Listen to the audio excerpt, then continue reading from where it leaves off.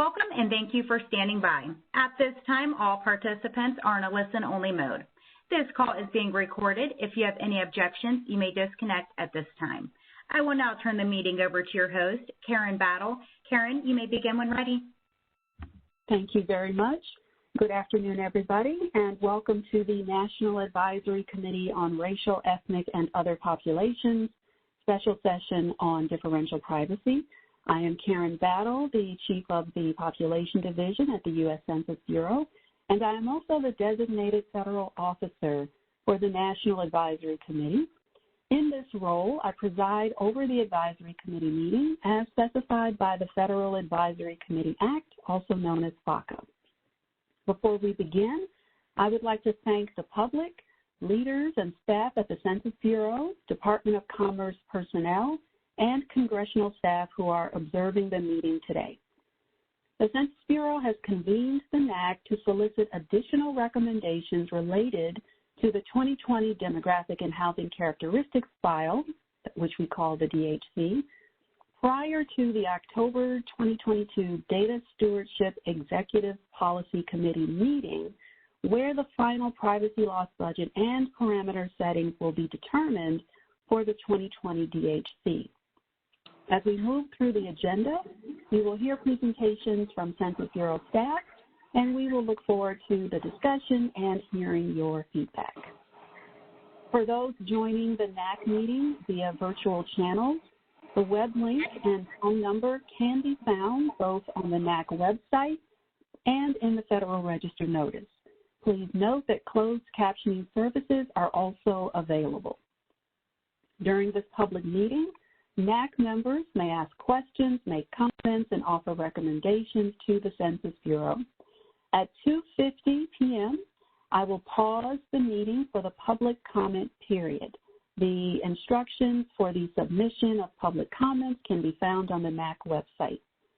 All comments that were submitted by the noon deadline will be read by me, and all submissions, regardless of when received, will be posted to the NAC website. During today's virtual meeting, I, along with the NAC chair, will help to ensure we stay on task and within the time allotted for each presentation. At the conclusion of the first presentation, James Tucker, with Chair Key Bradley's assistance, will be responsible for facilitating the committee discussion. During the committee discussion, please wait to be acknowledged by the chair, unmute your line, state your name clearly for the record, and proceed with your question or comment. So first on the agenda, our committee chair, James Tucker, will provide opening remarks. Following James Tucker's remarks, Director Robert Santos will offer executive remarks, followed by a brief question and answer session. Following executive remarks, Alexandra Krause, Jason Devine, and Matt Spence will present on the Round 2 2010 demonstration data product, followed by a committee discussion. Next, Michael Hawes will present on the simulated re-identification attack on the Round 2 2010 demonstration data product, followed by a committee discussion. At exactly 2:50 p.m., we will pause the presentation for the public comment period. And following the public comment period, the committee will meet offline, where James Tucker will facilitate committee discussions as they deliberate and formulate recommendations. During this session, the WebEx platform and conference bridge will remain open. At 4:15 p.m., we will reconvene for the presentation of the NAC differential privacy recommendations until we adjourn at 4:45 p.m. So I will now turn the meeting over to James Tucker, who will offer chair remarks. Thanks so much, Karen, and good afternoon to everyone. I'm going to keep my remarks very limited, but I would be remiss if I didn't begin by first acknowledging that we've had 8 new members appointed since July, and they are Dana Waters, Janine Abrams-McLean, Zhenchao Chen, Suzanne Thornton, Arlek Sherman, Alexis Santos, Miguel Marino, and Feliz Guru. I want to welcome all 8 of the members. We're looking forward to working with you, and more importantly, we're looking forward to meeting you in person at our Fall NAC meeting next month. The other comments I'll make are just very, very brief. I just want to thank the Census Bureau again for its continued transparency and outreach on differential privacy, as demonstrated by this meeting, the fact that the Census Bureau has been setting up not just this meeting, but a number of special meetings specifically focused on differential privacy and its application to 2020 census data products. Getting accurate data, regardless of the community size or demographics, is critical to those communities. At the same time, we recognize the need to protect the privacy of respondents to census surveys. And to that end, the need for public and stakeholders to fully understand differential privacy and its impacts are critical. We look forward to the Census Bureau's continued efforts on public education, outreach, and discourse with the data users on application of differential privacy, not just at the demographic, housing, and characteristic files and tables, but all of the future 2020 census data releases as well. With that, I will turn it back over to Karen. Thank you so much. All right. Thank you very much, James. And actually, Director Santos, I believe, is running a little bit late, but he will join us shortly. So I think what we are going to do is move ahead to the first presentation. So I would like to welcome Alexandra Krause, Jason Devine, and Matt Spence, who will discuss the Round 2 2010 demonstration data product, followed by a committee discussion. Karen, this is Shauna. We need to pause just one moment, please. Okay. Jason, can you hear me? I can hear you. Lisa, can you promote Jason Devine to panelist, please?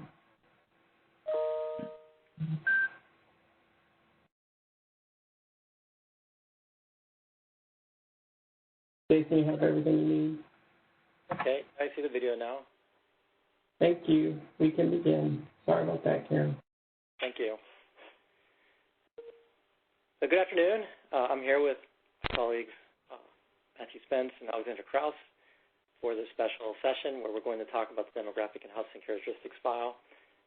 Special session today because we are nearing the end of our second review period for the second demonstration, DHC demonstration product, with feedback from the public due on Monday, September 26th.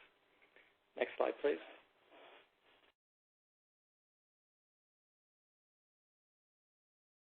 And next slide.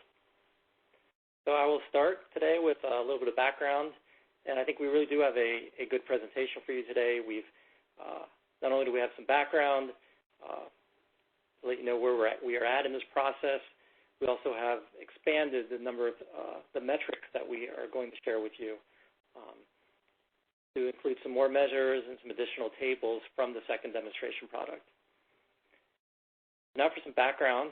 So as most of you probably know, we are legally obligated to protect all data under U.S. Code Title 13.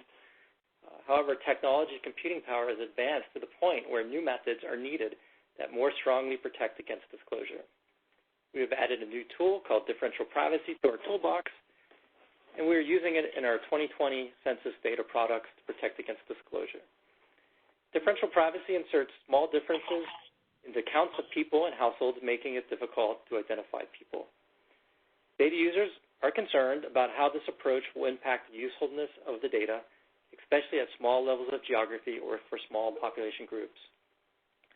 However, we have been working to make the data as useful as possible within disclosure protection constraints. To help us understand user needs, we have created demonstration products that show the proposed balance between data usefulness and protection. And that's those products are the second demonstration product that I referred to a little while ago. That's what we'll be talking about today. That's what we've made available to the public to provide feedback on, and that's what lets the public see the impact of the new disclosure avoidance methodology. Next slide, please.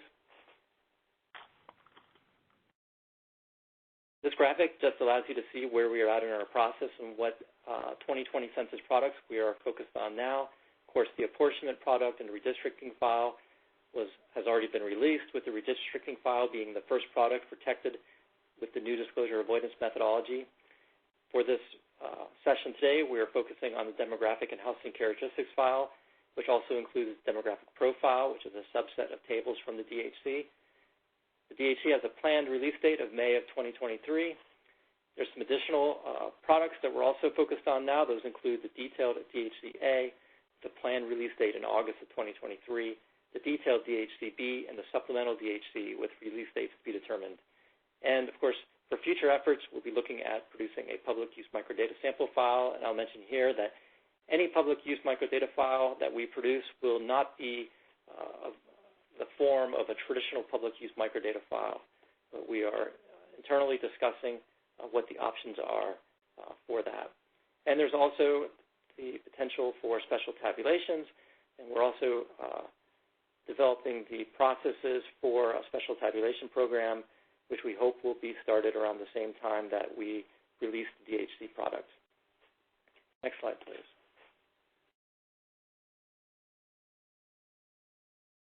This timeline shows where we are at in the process, and I've circled the point where I want us to focus on today.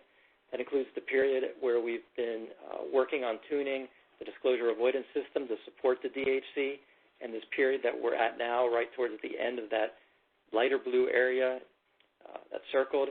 That's the point where we're made available to the public for a 30-day review period, the second demonstration product.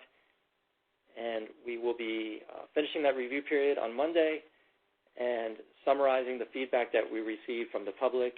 And we'll be bringing that to the DSEP, or the Disclosure Data Stewardship Executive Policy Committee, to make decisions on the final settings for the disclosure avoidance system that will support the DHC. And that's scheduled to happen sometime towards the middle or end of October. So as you can see, if you look at the blue line, the lighter blue line, not the lightest blue line, there's been an extended period where we've worked on the development and tuning of the disclosure avoidance system to support the DHC, and we're nearing the end of that effort now. And we are really hopeful and have been having considerable outreach to encourage data users to provide feedback on the second demonstration product so we can use that feedback to inform decisions about the final setting for the disclosure avoidance system for the DHC. Next slide, please. Now a little bit about the DHC product. The DHC will provide tables with demographic and housing information from the 2020 census, more detailed demographic information than what was provided in the redistricting product. This will include data on sex, greater age detail, Hispanic origin, race, relationship to household types such as family households or non-family households, household size, and tenure, which would include owner or renter-occupied, or owner-occupied with a mortgage, or owner-occupied free and clear, as well as vacancy status. Counts by race and Hispanic origin, along with house unit counts, were released in the redistricting file, but they'll also be included in the DHC.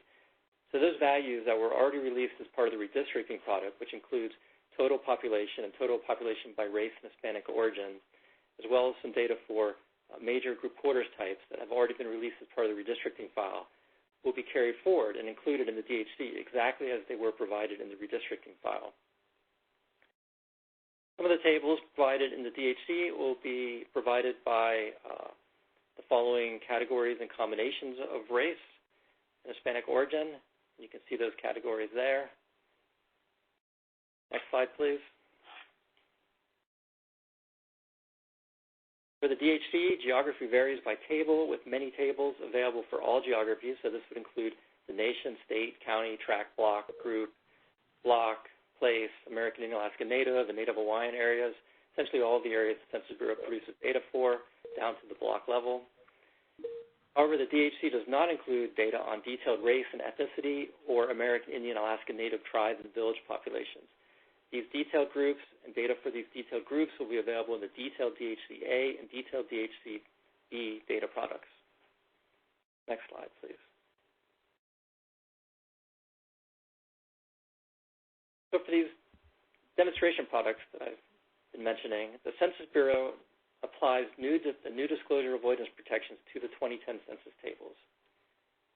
Census Bureau then produces measures of differences from the 2010 census tables to produce detailed summary metrics. And then we also release demonstration tables along with those measures of differences. The public then analyzes the differences between the demonstration data and the 2010 census data. Then the public assesses the impact for different uses of the data and then provides feedback to the Census Bureau through our 2020 DAS@census.gov email address.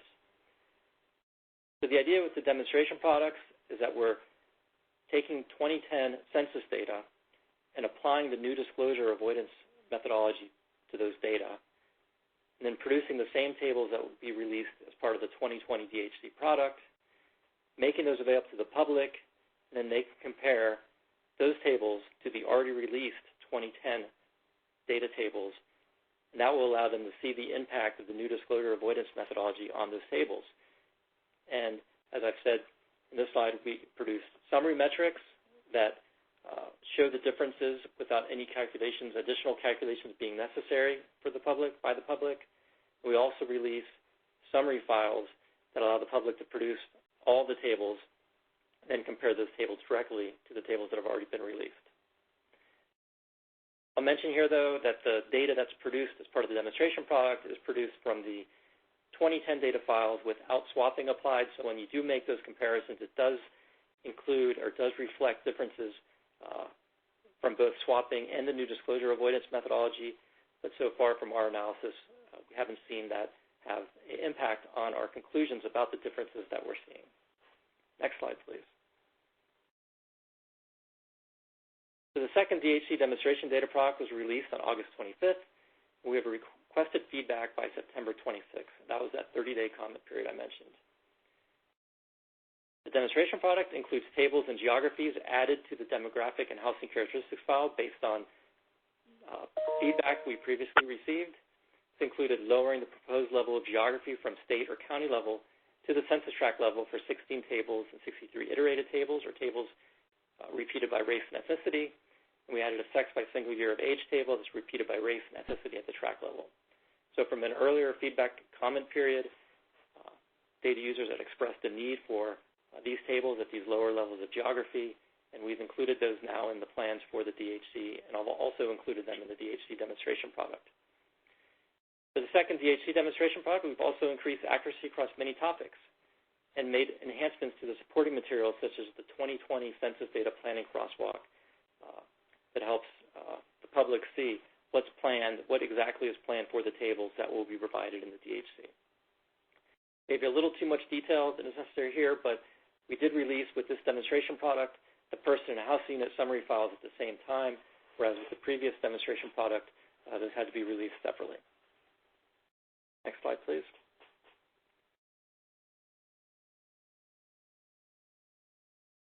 As part of this feedback, as part of this effort, what we've asked the public to do is to analyze the differences between the demonstration data and the 2010 census data. If those numeric differences were the same in the 2020 census tables as those in the 2010 demonstration product, would there be specific tables or geographies where the differences would be acceptable? Would there be specific tables or geographies where the differences would not be acceptable? And how would that impact your use of the data?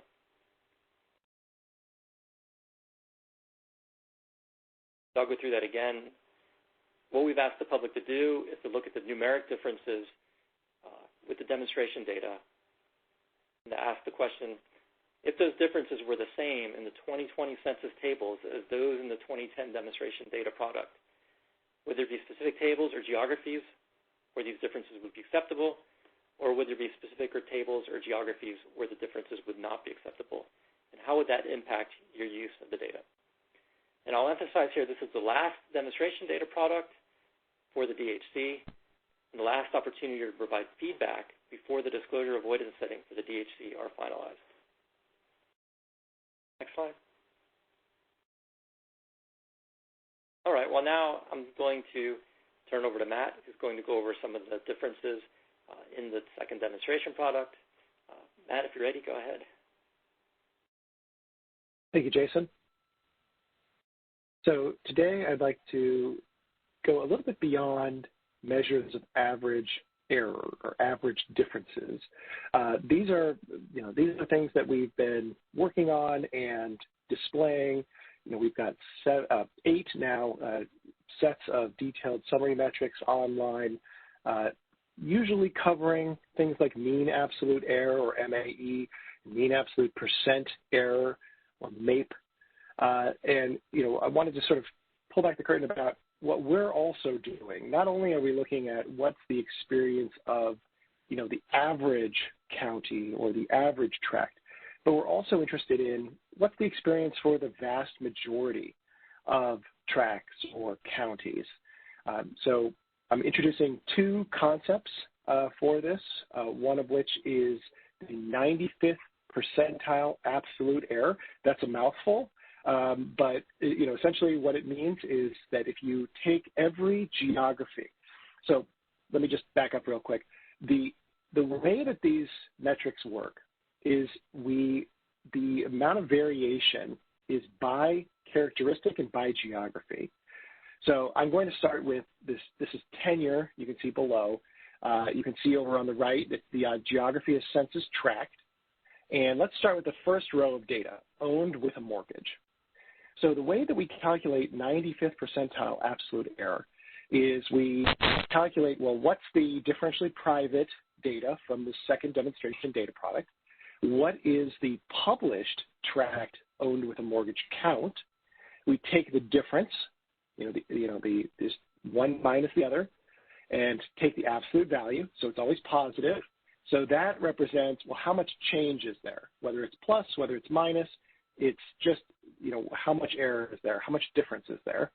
And so to get the 95th percentile, you organize it from least amount of change, so zeros, all the way up to the highest absolute difference or absolute error. And we take the 95th percentile. So of the 72,000 tracts or so, what's 95% of 72,000? I'm not going to do that math right here, right now. But, you could say, basically the vast majority, 95% of tracts have an error at or less than that number. So in this case, owned with a mortgage. And in fact, actually, you can see for all of these 3 different tenure levels, the 95th percentile absolute error is 4. So again, what's the intuition behind that? This means that, for nearly every tract, their count of households, their count of occupied housing units that are owned with a mortgage or that are owned free and clear changes by 4 or less. And on the sort of first column, the leftmost column of data, I'm showing the average population, the mean population. And so you can see, does 4 make a big difference for the average population of 725? Does it make a big difference for even 315, the owned free and clear number? Maybe not. It ends up being, pretty small relative to the overall base population. Now, maybe there are some tracts with very few, housing units, or very few housing units that are owned free and clear, so that might show up. But overall, we are pretty happy. We're finding the errors acceptable, even for that 95th percentile absolute error for these 3 different levels of tenure. I'm also showing the far right column is the 95th percentile absolute percent error. Now, I'm not going to say that too many times because that's a lot of words, 95th percentile absolute percent error. But the way to think of it is, this is, again, you rank the tracts by how much percent error there is, absolute percent error. So 0% error are ones where the published number and the differentially private number are the exact same. And then it goes all the way up to, maybe there's a tract with 1,000% error because it went from 1, unit to 9 units or something like that. But, in general, not that common to have very large percent errors even at the tract level for this variable. So you could see, for the even for the least prevalent characteristic, owned free and clear, the 95th percentile error is 4%. So, these tracts are changing by less than 4%, not even on average, for the vast majority of them. So the bottom bullet summarizes, we're finding that, down to the tract level, and in many cases even, at the block group level, when you're looking at single variables, this is one variable, this is tenure, all three sort of levels of tenure that we publish, we're finding acceptable errors. And so that's a little bit about how we're thinking about this. Next slide, please. Here's another way to look at this. This is now looking at coupled household type, and now the geography is county. And this is an interesting one where there's a real big difference between the most prevalent and the least prevalent cases. You can see that the characteristic with the largest average population is opposite sex married couple household. That has an average population of almost 18,000 at the county level. There are almost 18,000 households that are opposite sex married couple households. And on the other side of the coin, same-sex married couple households, that only has about 111 on average at the county level. And so you can see that, these are, very different, in terms of the overall size of the population. They're 2 orders of magnitude different. And yet you can see for the mean absolute error, that MAE column, that these are generally in line. These are generally in line. So you can see, 5.8, so rounded to 6. So plus or minus 6 households for opposite sex married couple households. I'm not sure that would necessarily, make a difference in anyone's analysis. There's not going to be any confusion about which is the most popular or populous, which is the most prevalent coupled household type with an error of 6 for the average. And you can see even though the population for same-sex married couple household is much smaller, the mean absolute error rounds to 4, 3.6. So again, it could be 108 or 107. It could be 115, in that range for the average. And now if you look at the 95th percentile absolute error, so 95th AE, I have to think of a better way to summarize that. Maybe you can help us come up with a snappier title for this. But the 95th percentile absolute error kind of gives you a sense of so we were worried, we're looking at the mean error, the average error. Maybe that's disguising some big numbers. But in fact, when you look at the 95th percentile absolute error, you can see that opposite sex married couple household is 15, same-sex married couple household is 9. So even there, even for, the 95% cases, that same-sex married couple household number changes by 9 or fewer households. So we end up being, pretty satisfied with that overall number. There's not going to be some, remarkable outlier where it's, plus 100, there might, no, okay, hold on. We also do look at the biggest change, the maximum or the minimum, what's the biggest difference plus the biggest minus difference. But in general, we can say that for 95% of counties, the same-sex married couple household will be within 9. So it may be down to 100, maybe up to 120, but in general, it's very, very close to that number that it was originally. You can see, though, however, the last 2 columns, some of the dangers of relying on percent error, relative error. You can see that for the same-sex married couple household, that second row of data, the 95th percentile absolute percent error is 80%. So that looks, quite bad. And for the same-sex unmarried partner household, it's 200%. Now, likely the case is that many of these counties that have these large percent errors might have very small counts. They might be, maybe 2 or 5 households that are, say, same-sex unmarried partners households, and, it doubles.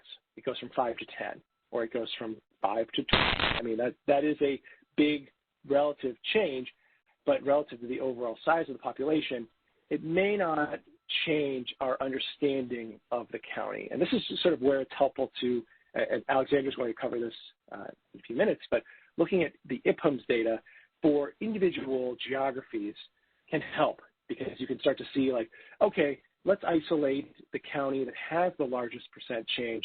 Let's dive in and see does our understanding of the nature of that county change? And the answer is almost always no. Still, same-sex unmarried partner households and same-sex married couple households are less common, much less common, usually an order of magnitude or less common than the opposite-sex married couple households or opposite-sex unmarried partner households. So, kind of looking at relative share to the overall size of the population also helps give us clues as to what's a meaningful difference. Next slide, please. Lastly, I want to talk, or the last sort of, good news slide that I want to share is that, we also look at the same characteristic across different geographies. So here we're looking at the same characteristic, which is presence of own children under 6, and we look at it at the county level for incorporated places, and then for the three types of school districts: elementary, secondary, and unified. And the takeaway is that the mean absolute error, that second column there, MAE, in general looks pretty reasonable relative to the mean population. You can see for the counties, the average population is about 4,700 households have own children under 6, and the mean error is about 26. 26 household change out of 4,700. That likely isn't going to make a lot of waves. That's not going to lead to a substantive change in how we understand a county or number. But for some of these other some of these other ones, incorporated places or elementary school districts in particular, you could see 15 average change out of about 480. That might start to have a little bit more of an impact. And then when we look at the 95th percentile absolute error, that's when we really do start to see numbers that we're a little bit more cautious about. So that middle number of 51, that means that the 95th percentile elementary school district has a change of 51. So 51 compared to 480, that's starting to get to, that might be impacting our understanding of this particular elementary school district. So we might start to throw some caution flags there. Next slide, please.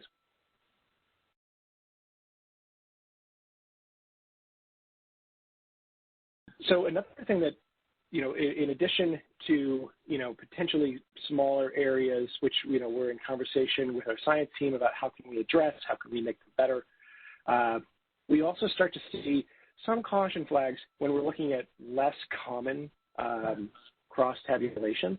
So here we're looking at tenure, owner-occupied versus renter-occupied, by age of householder. And I've bolded 2 numbers here.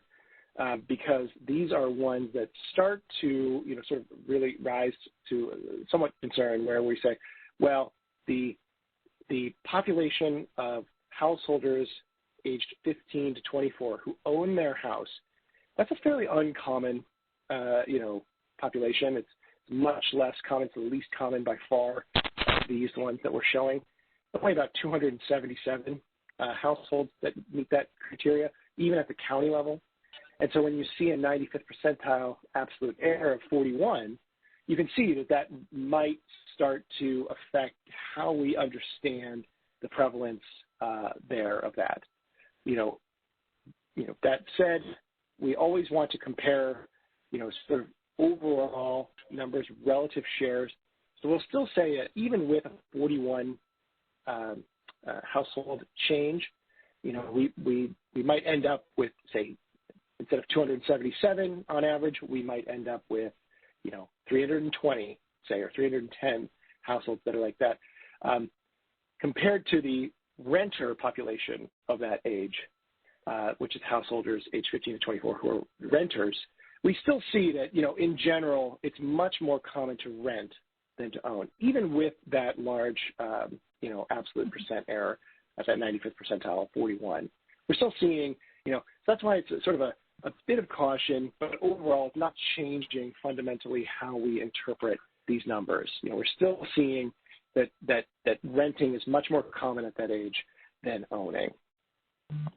Still, we don't love to see very large absolute errors or absolute percent errors like that. Next slide, please.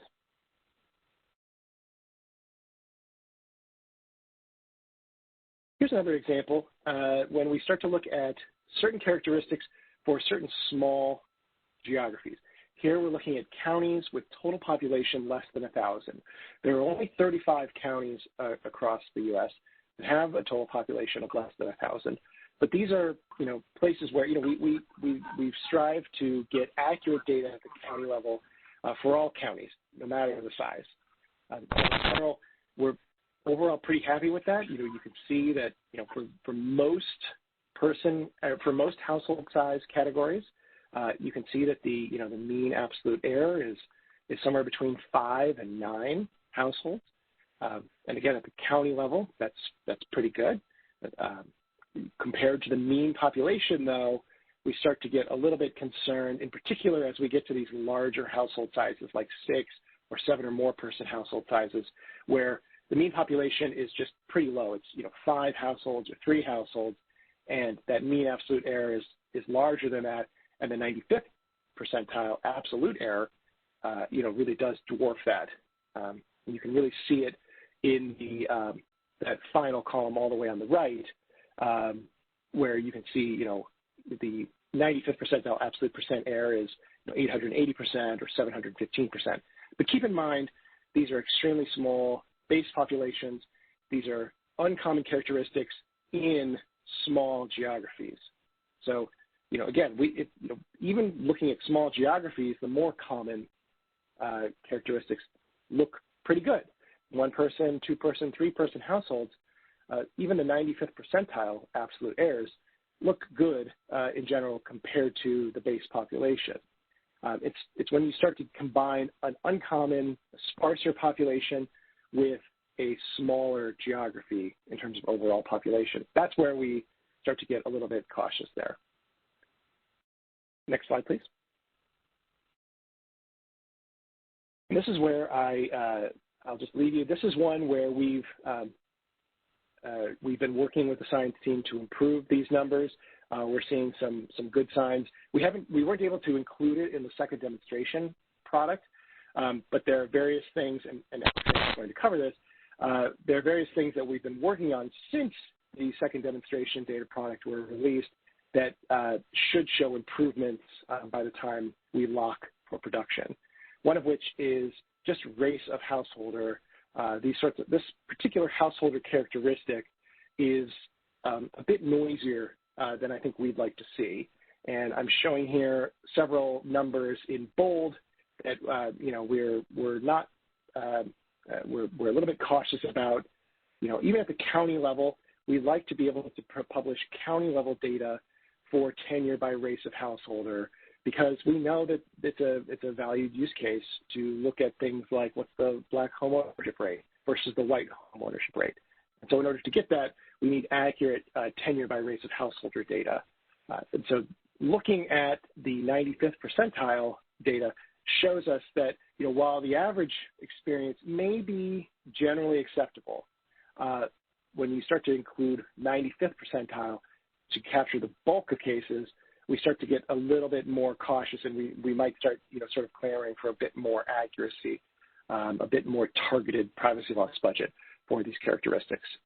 I'll just give you 2 examples before I go. So looking at the Black or African American alone row, the second row of data under owner-occupied, you can see that the average population at the county level is about 2,000. So the mean absolute error is about 48. It's about 50. So 50 compared to 2,000 doesn't seem so bad. But when we start to look at the 95th percentile absolute error, it's about 156. It's much larger in terms of, when you start to capture the real vast majority of counties. And so that's where, we start to say, well, that's starting to get high. In particular, changing our understanding of how a particular county looks, especially when we compare that to the Black or African American alone renter-occupied number, which is very close at 2504 average population, but that also has a fairly high 95th percentile absolute error. And so if those 2 sort of change in conjunction, you could imagine a situation where suddenly a county goes from renter-occupied is more prevalent in the Black or African American alone householder community to suddenly less prevalent than owner-occupied. And that's sort of, reversing and changing the nature of how a county looks. That's something that we're definitely concerned about and looking to improve. So I'll leave you here. This is just an example of how we've been sort of broadening our view to look not only at the average cases, but also, how many outliers are there, what's the biggest change, and then also what's the experience of the bulk of counties or tracts or block groups for various characteristics. So we're looking forward to your feedback, and I know that my colleague Alexandra will be covering that in more depth. Thank you. Next slide, please. Great, thank you, Matt and Jason. If we go to the next slide, we're going to look at some improvements. So as Jason mentioned, we have released 2 demonstration data products that fully support the DHC content. And so since that previous version, we have made some improvements, which you'll see in the data. We've improved the accuracy for centenarians or people 100 years or older, relationship to householders, the detailed group quarters type, age of householder, presence and age of owned children, tenure, or if the house is rented or owned free and clear, owned with a mortgage, or rented. And then we've also generally increased the household or housing unit characteristics more generally. We have the person file, which has person-level characteristics, and then we have the housing or housing unit file, which has the household and householder characteristics. Since those are protected separately, we did add quite a bit of additional privacy loss budget to the unit file, and that's why you'll kind of see an increase in accuracy across all those topics. In addition, we have increased accuracy for unified school districts. So again, you can see this in the current demonstration data product. There's lots of resources that you can use to analyze that. We have the detailed summary metrics, which is the Excel document. It can be a little bit overwhelming at first because there's a lot of tabs and information, but you can just go straight to the second tab, which has a tables of contents, figure out which topics you're interested in, and then go find those to see the measures of error. We have the summary file, which is great. It gives a lot of detailed information, but it does require additional processing. IFOMS has also been very helpful in providing this data so that you can kind of go and see that detailed information looking at the tables, but without having to do the processing. So I'd highly recommend their website as well. We've also shared results through newsletters, webinars like today, and so that's another great resource. External data users have shared their analysis as well. So those are some of the places where you can see these improvements. On the next slide, I'm going to talk about some improvements that we have made since we released the demonstration data product.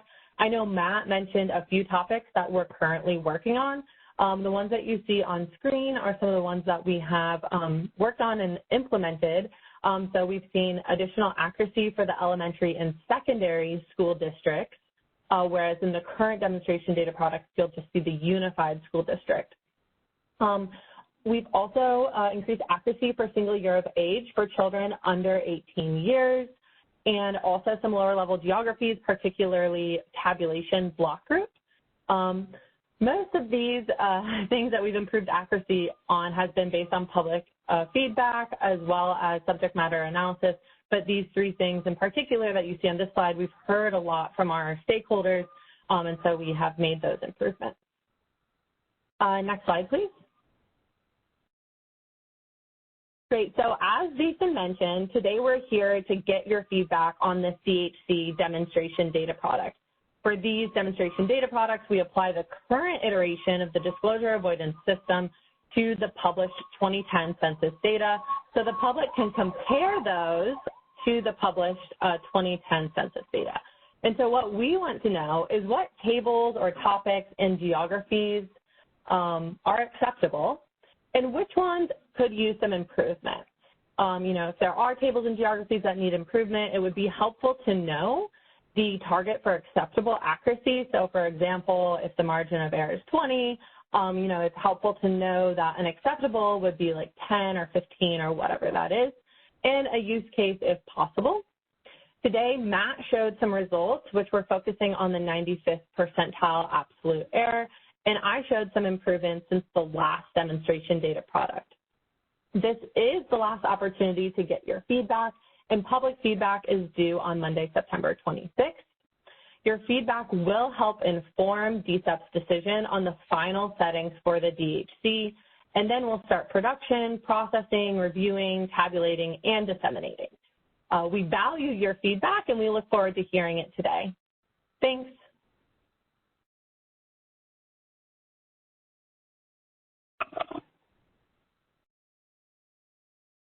Thanks so much, Jason, Matt, and Alexandra for a very detailed explanation, and one actually that made it understandable, because I know this is something that all of us struggle with at times, and the examples really helped out a lot. While I'm asking my question, I just want to encourage NAC members that if you have a question, just please either write the question in the chat or just indicate that you have a question so I can put you in the queue. And while I'm waiting, I also wanted to thank all of you for two things. One is we really appreciate the efforts to make the DHC crosswalk more user-friendly. I will say that it made it much easier getting ready for today's meeting, going through that. It made it much easier to kind of sort and identify specific tables that you know in which I'm interested, and I know other members are interested. And again, thank you so much for that. It really is helpful. And for members of the public that don't know what I'm talking about or don't know what they're talking about when they mention the crosswalk, I would just encourage you to go to the Census Bureau's webpage on differential privacy, and perhaps even ask if one of the census subject matter experts could just put that link in the chat for the public, because it's a really good resource. It explains what the Bureau has been doing up to date, but also provides the links that you can download the crosswalk and actually see the crosswalk for yourself. The other thing I want to thank all three of you for, and the other subject matter experts at the Census Bureau, is for the updates that you made to the demographic and housing characteristic data to include more files that relate to American Indians and Alaska Natives of two or more races. I looked through, I will just tell you that was one of the things I was keenly looking for all week, and it looks like all of the specific tables that we had identified where there may be issues, you're now making those tables available, and we appreciate that because I think, as I had mentioned at one of the previous meetings, some of the tribes actually use multi-race data and they don't use single-race data, so we really appreciate that. My question with all of that preamble is just to find out what the expected timing is of the final DHC 2010 census demonstration data file to be released after the final decision is made, when we can expect that, as well as what sort of technical documentation we can expect to see with that release.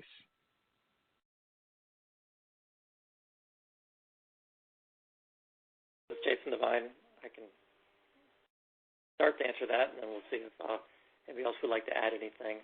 So as I said in the presentation, we're looking at mid to later October for a DSEP meeting, the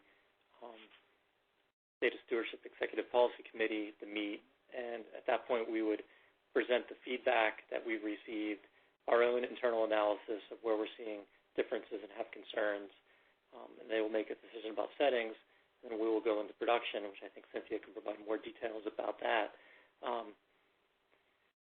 And I'll mention, too, the first round of demonstration product, we did summarize that feedback fairly shortly after that review period ended and made that available to the public. It's a fairly short, maybe 10-page summary of the feedback we received, where we documented the concerns that those who provided feedback for that first round of review, what they were concerned about. And we plan to do the same thing with the second round. So as soon as the feedback period closes, we've actually already started to review the feedback we've received so far. As soon as the review period or the comment period closes, we will start working to summarize that feedback so we can make it available to the public. There will be, at some point, an additional demonstration product which will reflect the production settings, and we're not sure about the timing of that. We believe it will be actually later, after the release of the actual DHC product.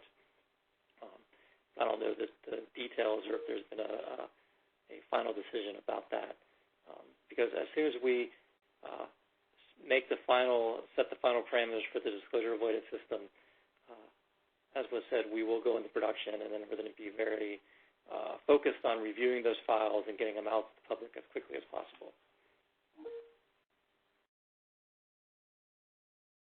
Thanks so much, Jason. And I do want to just say that we really appreciated being able to see the production version of the demonstration data for the PL 94171 redistricting data file. It was very, very helpful.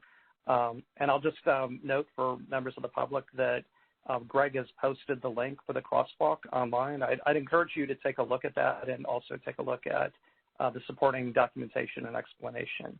I don't see any hands up, and I don't see anyone in the queue. So not seeing any. I actually know we have to circle back to Karen to see if the director is available for his opening remarks. But with that, I want to thank the three of you again for all the work that you do and for the presentations today. We really appreciate it. Oh, Alexis has a comment before I turn it over to Karen. So Alexis, please unmute yourself.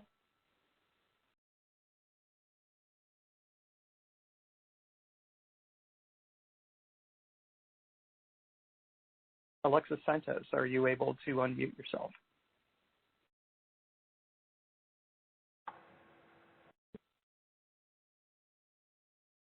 If you want, Alexis, if you want to just type your comment in the chat or your question, that way the subject matter expert should be able to respond to it. So we'll just pause for just a moment.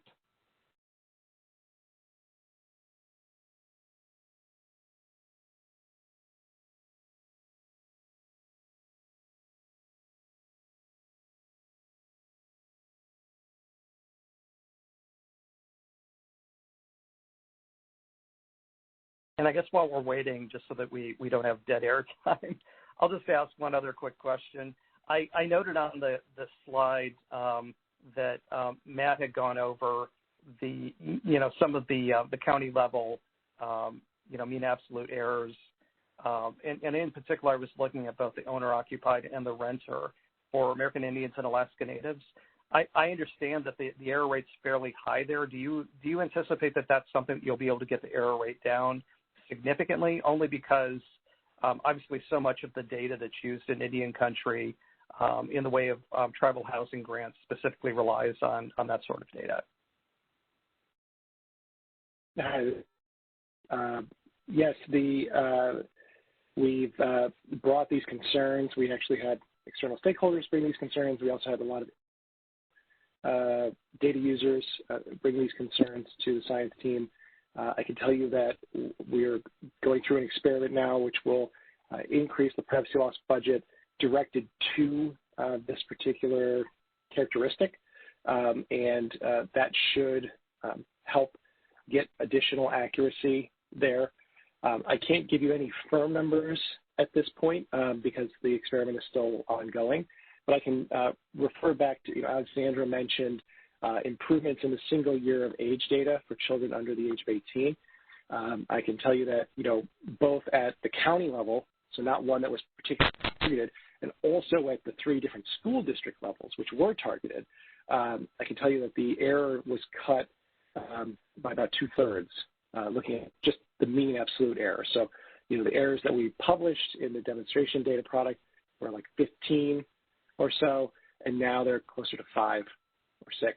So, again, we're digging into these numbers. We're really going through them. We do our full detailed review after each experiment, which is why this process has taken a bit of time. But we think that it gives a lot more confidence that we're making improvements and we're not having any simultaneous sort of steps backwards. We're always wanting to endeavor to move forward and go in one direction toward more accuracy. So we are very excited that we can't share it right now, of course, because it wasn't finished in time for the second demonstration data product. But for the production settings run and for the eventual production run, these single year of age data for children under the age of 18 will be much more accurate at various geographies, several different geographies, including, like I said, tract and school district. So, circling back around to household characteristics, that's a little bit less, it's not as far along in the process as single year of age, but I'm confident that we will make some strides there in accuracy. Thanks so much, Hi, Matt. Jim and Shauna. Excuse me just a moment. Alexa, can you dial *0 on your phone for assistance from the operator, please? Sorry, Jim, go ahead. No, that's okay. I can pause to see if Alexa can actually state. If you could restate that, Shauna. *0. *0, Alexis.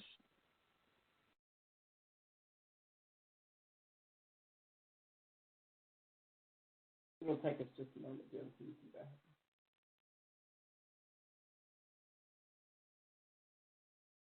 Hi, folks.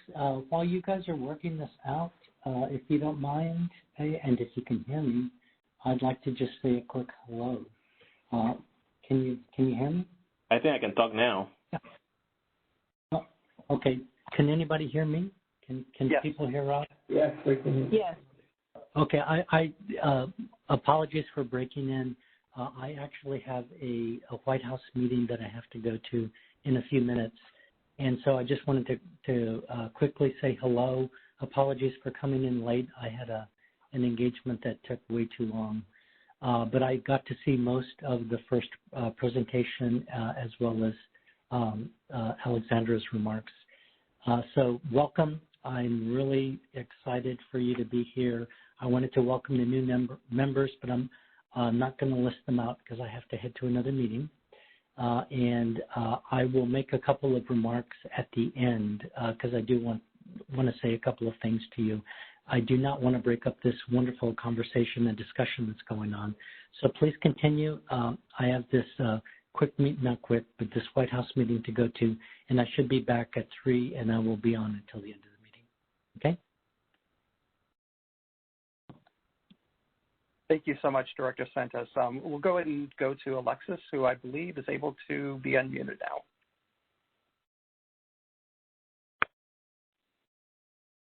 Yes, hello. Can you hear me? Yes, we can hear you. All right, the other Santos here. So I wanted to, first of all, thank everybody who has been working so diligently in getting these data products out. And just to state for the record that I don't believe the implementation should have been as rushed as it has been.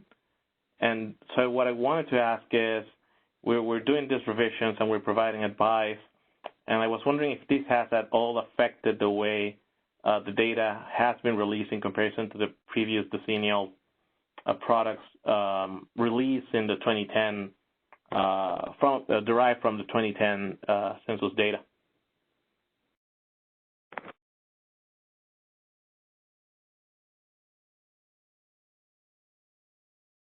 I guess more relevant to the product that we're reviewing is how does the release of this product compares to the product the corresponding product from the previous decade. Sorry, Jason.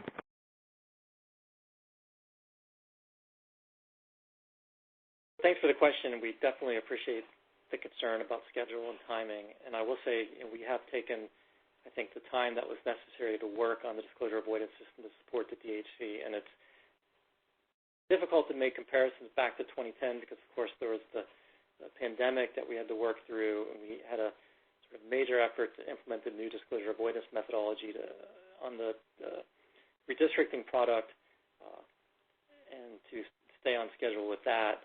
And then we had to turn our attention to the work on the DHC and other products. The new methodology, it's sure if we would have started, could have had more time if we would have started earlier in the decade, but a lot of the concerns about disclosure avoidance became clear as we moved closer to the 2020 census and started working on this new methodology. So I believe we have taken the time to work and optimize the disclosure avoidance system that's used to support the DHC, but you can only do so much of that when you're working within the constraints of the privacy loss budget.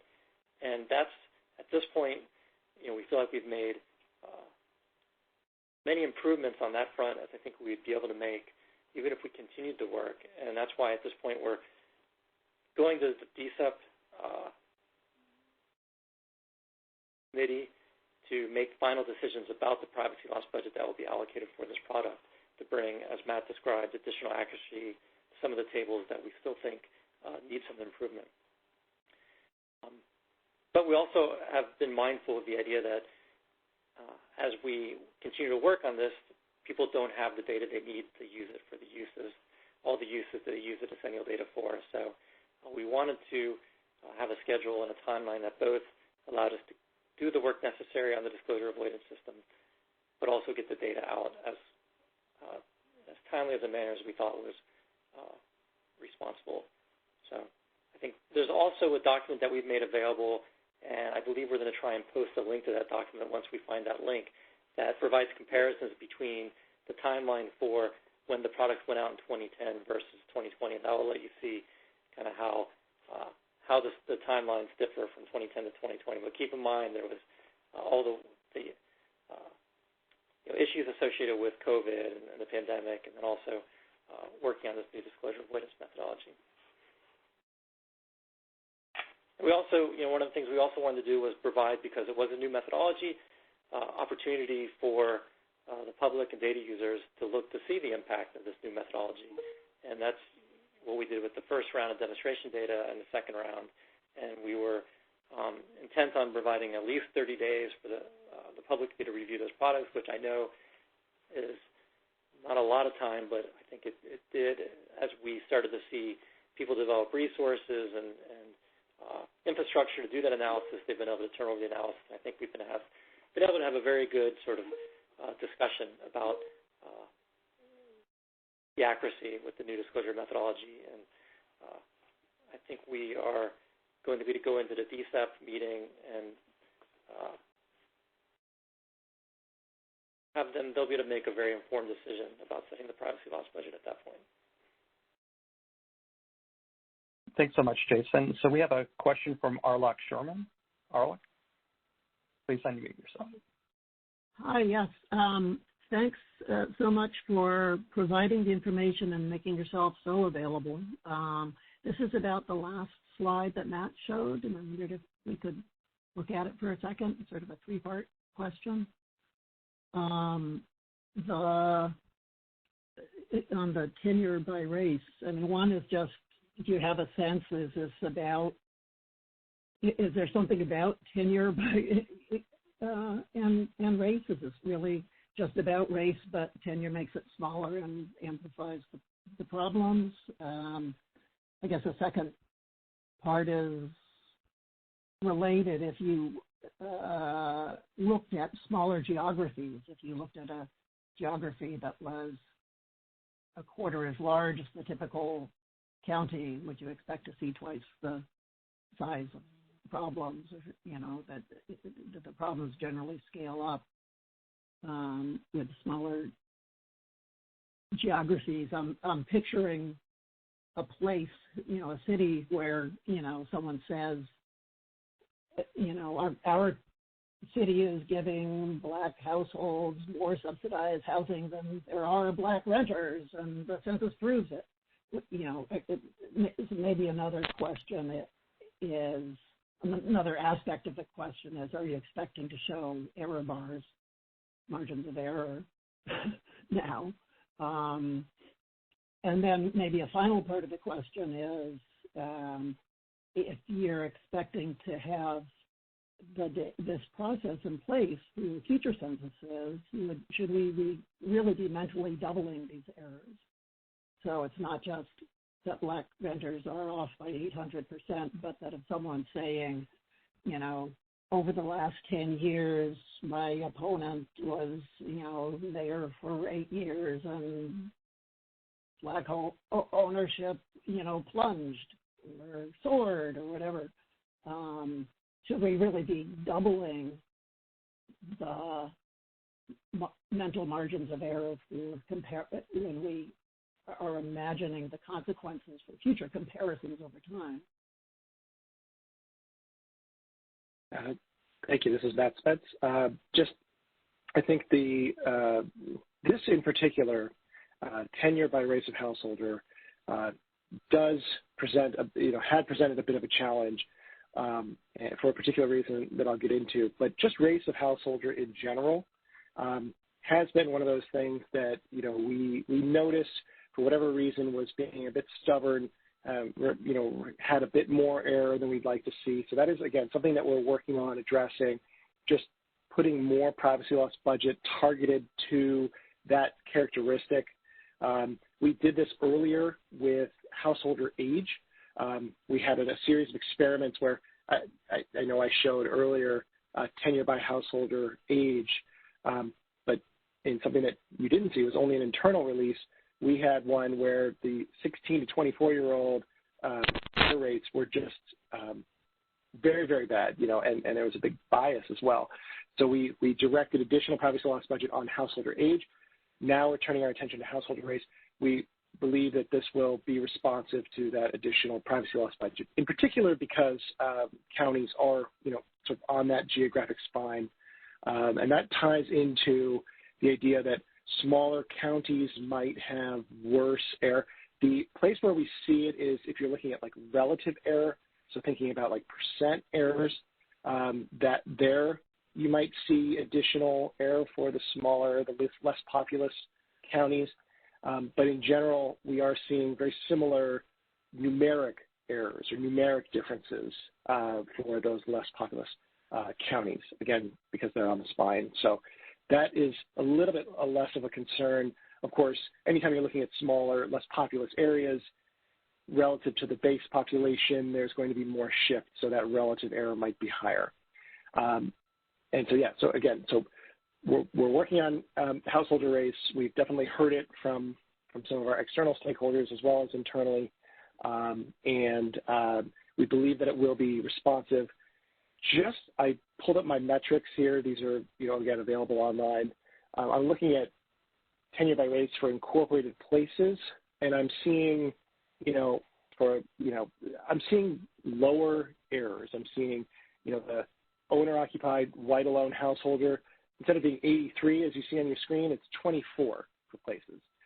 For Black or African American alone, instead of 48 on your screen, it's 13.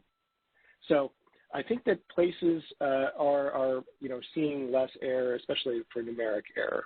Now, just real quick, just to cover up, tenure was an interesting situation where there are two different types of tenure. One is looking at the three versions of tenure that we saw before: owned with a mortgage, owned free and clear, no mortgage, and then rented.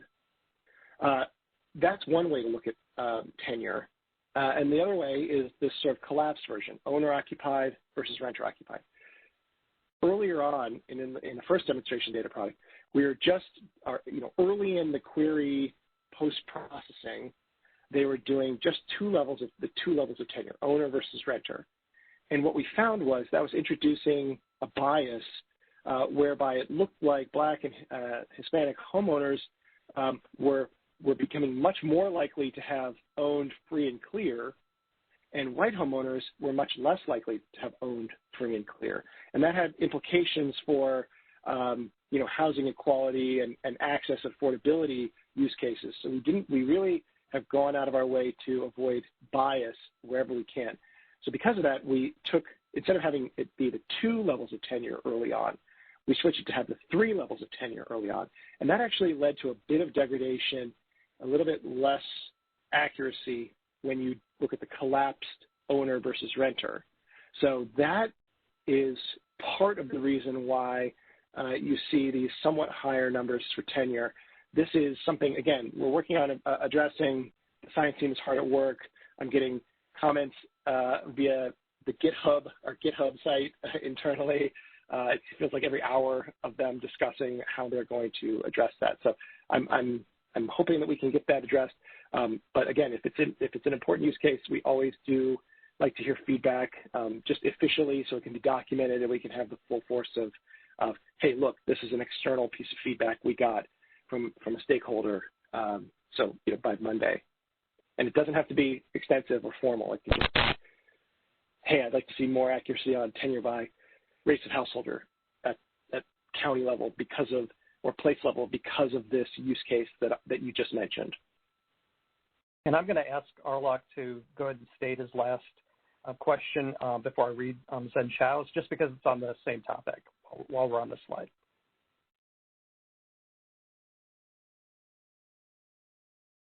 So thank you for the for the answer. The follow-up, I guess, was just any thoughts about why those errors are so enormous for Black renters and homeowners in particular, larger even than for population groups that are much smaller.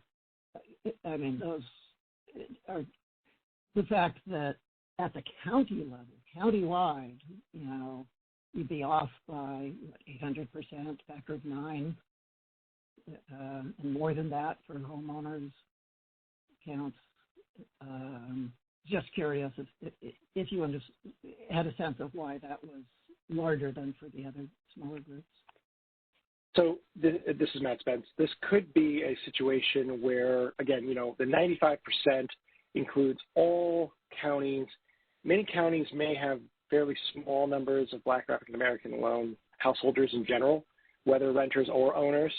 And so, you know, you could imagine that perhaps there are many smaller counties in, you know, just anywhere, any state could have a county where there's just a fairly small population of households with a Black or African American alone householder, and because of that, you know, a small change in the absolute number might lead to a big percent change. So that's probably what's explaining some of those large relative errors, those like MAPES, absolute percent errors, or 95th percentile absolute percent errors.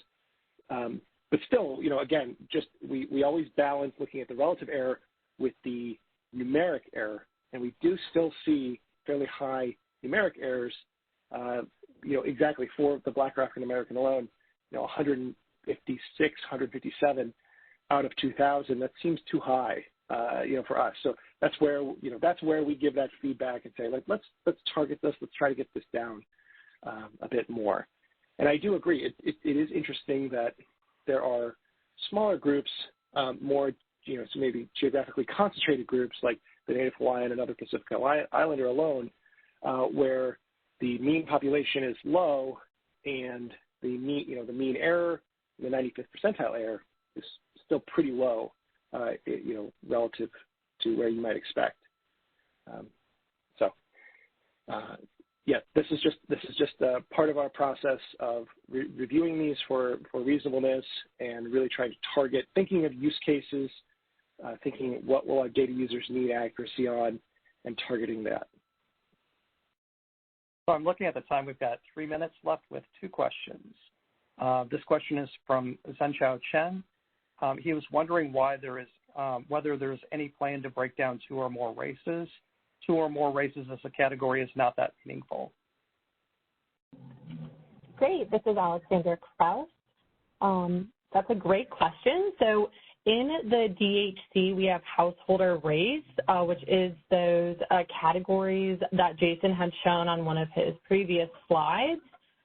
Early on in DAS development, that used to be the 63 full race, major race, and Hispanic origin categories, but we limited down to those limited iterations to match the table proposal for the DHC, which actually helped reduce the privacy loss budget without updating the data product content. But an important note is that the detailed DHC-A and the detailed DHC-B are 2 other data products that we plan on producing after the DHC, and these include the detailed and regional, race, ethnicity, and American Indian and Alaska Native tribe and village populations. And those tables include total population, sex by age, household type, and tenure. And so that is where you will get those more detailed and regional groups. Thanks so much, Alexandra. And I'm going to, maybe if we could just go ahead and have Matt read Gina's question and then just discuss specifically what your answer is, closing out in about a minute. That would be great. Thanks. Hi, this is Matt Spence. Gina asks, could they talk more about the other improvements they're making and tell us more about the work they've been doing on improving accuracy on kids? So I wrote that the current experiments are helping to increase accuracy for relationship to householder at the county and tract level, same-sex married and unmarried partner households at the county and tract level, presence and age of own children at the county and tract level, and then householder race for all geographies and characteristics. Like we mentioned, householder race is one that we really wanted to target. specifically about younger kids, I think we've discussed this before, but a lot of the error that gets introduced and a lot of the accuracy that gets introduced as well comes after the noisy measurements are created in the form of post-processing, where we take noise-infused tabulations and translate those into microdata.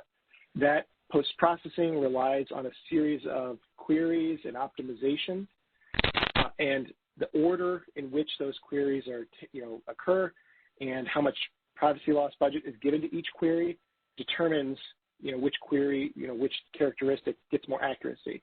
So to increase accuracy for the single year of age under 18, the science team pulled single year of age for under 18 and put it higher up in the order, sort of in the order of operations, which, again, led to, much better accuracy for single year of age for young kids at county and school district.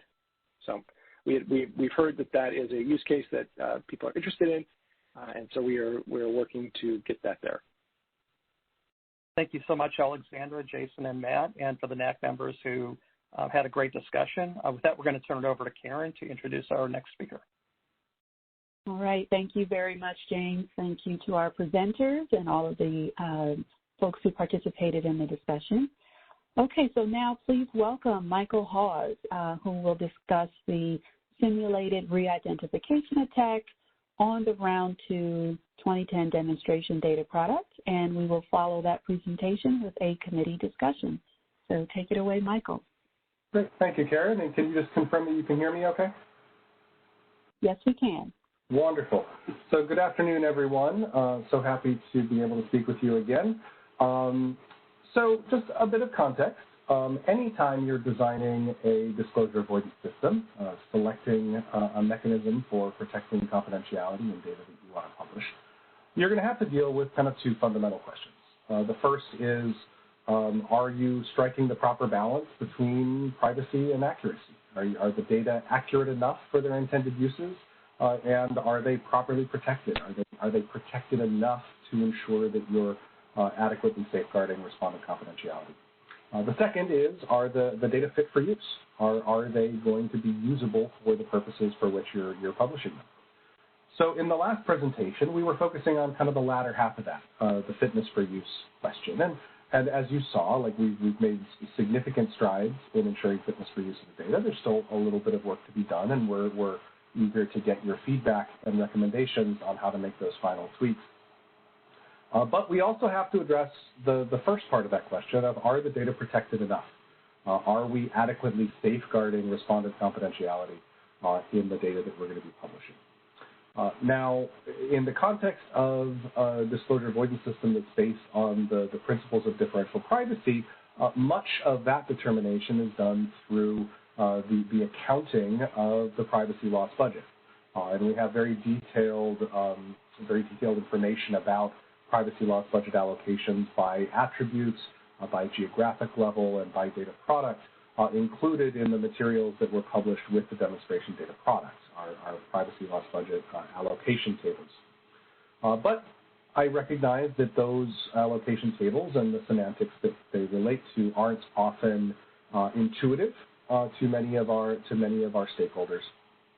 And it's also helpful to think about the privacy protections in the context of kind of known vectors of attack that we're actively seeking to protect against. So to that end, with each set of demonstration data that we've been producing and each of the candidate files that we've been reviewing internally, we've also been running those experimental runs through the full reconstruction embedded re-identification simulated attack that we initially did on the 2010 census. That gives us a sense of, okay, just how vulnerable are these now differentially private versions of the data? How vulnerable are they to the same types of attack that we were concerned about someone mounting against the swapping mechanism used in 2010? So today I'm briefly going to walk you through some of the results of that simulated attack on the new demonstration data file that we released in August. So you can see how well this differentially private mechanism, these current settings, protect against that kind of attack. Now, for a refresher, disclosure avoidance for the 2010 census had a couple components. And the first, we started with the census edited file, which was the confidential data, and we applied a swapping algorithm where we selected households and swapped those households with similarly situated households in other geographies. That produced what was the 100% detail file, which was then used to tabulate all of the tabular aggregate data products for the 2010 census. We then took that 100% detail file and applied the additional disclosure avoidance to it in the form of top and bottom coding and geographic aggregation for any of the microdata releases, including the PUMS release. Next slide, please.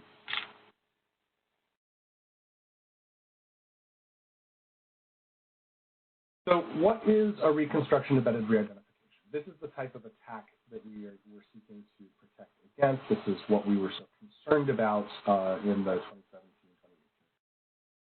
So a reconstruction embedded re-identification essentially takes your published tabular summaries, those aggregate data tables, converts those into... Mike, this is Shauna. Sorry to interrupt. You're fading in and out a little bit for us. We're going to turn you up on our end, but if I can hold the microphone closer to my face. My regular headset wasn't working today, so I'm on my backup headset. So a reconstruction embedded re-identification takes the published aggregate data and converts it essentially back into microdata records. And those microdata records can then be linked to an external data source that has names, and then you've got a linked data file that has names and the confidential information.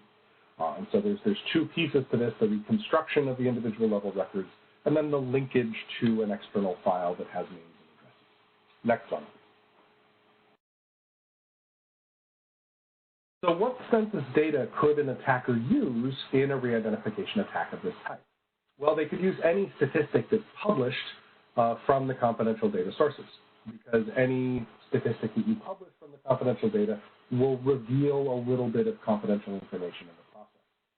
So a motivated attacker could really have used any and all of the data products that we published after the 2010 census in order to improve their reconstruction. Now, our simulated attack used only a small subset of the actual published data tables, and that subset is listed here. These include a variety of the block-level tables by population, race, ethnicity, sex, and age statistics, and cross-tabulations, along with tract-level sex and age statistics iterated by race. The key takeaway here is that our reconstruction statistics should be thought of as a lower bound on the actual risk of this type of attack, because adding additional tables into the reconstruction would only make it more accurate and would only reveal more information about census respondents. Next slide, please. So now that is what allows you to do the reconstruction. You then have to attach individuals' names to those reconstructed records. And to do that, you need an external file that has those names on it. So what external files could an attacker use? Well, theoretically, they can use any external file that contains name and address or other identifier that also has the pseudo-identifiers that are contained in the census data, in this case, location, age, and sex. Now, our simulated attack used a combination of 4 commercially available data sets from the 2010 time period. But there were much higher quality data out there at the time, and significantly better quality data available now. So that attack against the commercial data should really be thought of as a best case, kind of lower bound analysis. An attacker with better quality data, like better quality commercial data from them or a better quality file, would have been able to significantly outperform the results that we were getting against those commercial data. So in order to estimate kind of this more of a worst case analysis, we also run these same types of linkages using our actual census edited file as the third-party attacker file. And this gives much more of a kind of worst case upper bound analysis for this particular type of attack. Next slide, please. Now, also important to know that the subset of tables that we use for our simulated attack don't always provide for precise age reconstruction. because they often bin ages in some of those published tables. So for our re-identification statistics, we present results using kind of two different sets of age variables. One where we're using exact age matches only, and one we're using a combination of exact and binned ages, where we have exact single year of age from 0 to 21, and then the binned age groups from 22 to 85 plus, as you see here. Next slide. So how well were we able to reconstruct the underlying confidential microdata? How well were we able to reconstruct the census editing file? So what you see here are the percentage of reconstructed records that exactly agree with the census edited file on location, sex, age for that exact and binned age, race, and ethnicity. So this is the number of records from our reconstructed data that was generated from those published tables to the set. And what you see in the rows here are the top row is the actual 2010 simulated attack, so the published 2010 tables as the input. The second row is an experiment that we did where we did an enhanced swapping mechanism, so enhanced swapping as the privacy protection. The third row is the first round of demonstration data that we released back in March. And then the fourth row in red is the second round of demonstration data that we released last month. And what you can see here are the percentage of records that matched when we ran the attack. So, for example, using exact and binned age, you can see that the most recent demonstration data have dropped the match rate from 91.8%, which is what it was from the actual published 2010 data, down to 35.1% match. So significant improvement in the overall match rate. Next slide, please. Now, those match rates vary by the size of the block in question.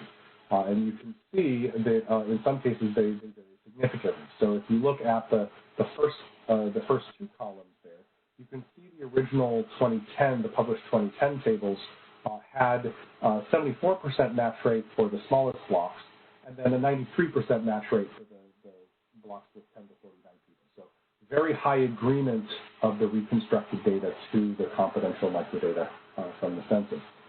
As you can see in the far right-hand columns, those match rates for the smallest blocks are substantially lower, down to 7.7% match and 17.6% match. So again, the new privacy protections are very effective at reducing the overall match of the reconstructed data to the census edited file.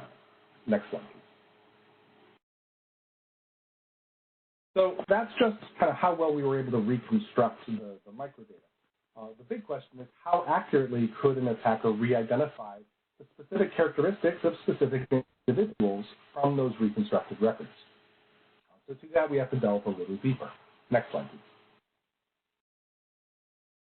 So to answer this question, we really have to define, for starters, the universe of analysis that we're using. So successfully re-identifying specific individuals in the reconstructed data requires more than just a match on location, sex, age, race, and ethnicity. It also requires being able to link a name to that record. Now, not all of the records in the census edited file have unique protected identification key or PIC identifiers within their blocks. So not all of them have unique PICs within their blocks. So to evaluate the success of our simulated attack, we define the universe, the denominator for all of our statistics, as the data-defined population. So individuals with unique protected identification keys within their blocks. Put differently, any record linkage exercise, of which a simulated attack like this is one, can only be effectively evaluated for data-defined people. So in our experiments, we used the Census Bureau's production PBS system, vintage 2010, to assign PICs to both the commercial data and to the set, giving us a total evaluation population, these data-defined people, of about 275 million data-defined persons for this analysis. Next one, please. Okay, and now here are definitions of three key statistics that we use for this re-identification attack. In the interest of time, I'm not going to go into these in depth, but in a nutshell, you've got the putative rate, which is the percentage of records that match on the pseudo-identifiers as a percent of that data-defined population. The confirmation rate is the percentage of the data-defined population for which the attacker got an accurate match on all variables. So location, block, sex, age, race, and ethnicity, again, as a percentage of the data-defined population. And the precision rate is the percent of matched records that were, again, correct on all variables, including race and ethnicity, as a percentage of the putatives. So you can think of the precision rate here as how confident an attacker would be that if they got a match on the linkage variables, that match was accurate on all of the variables.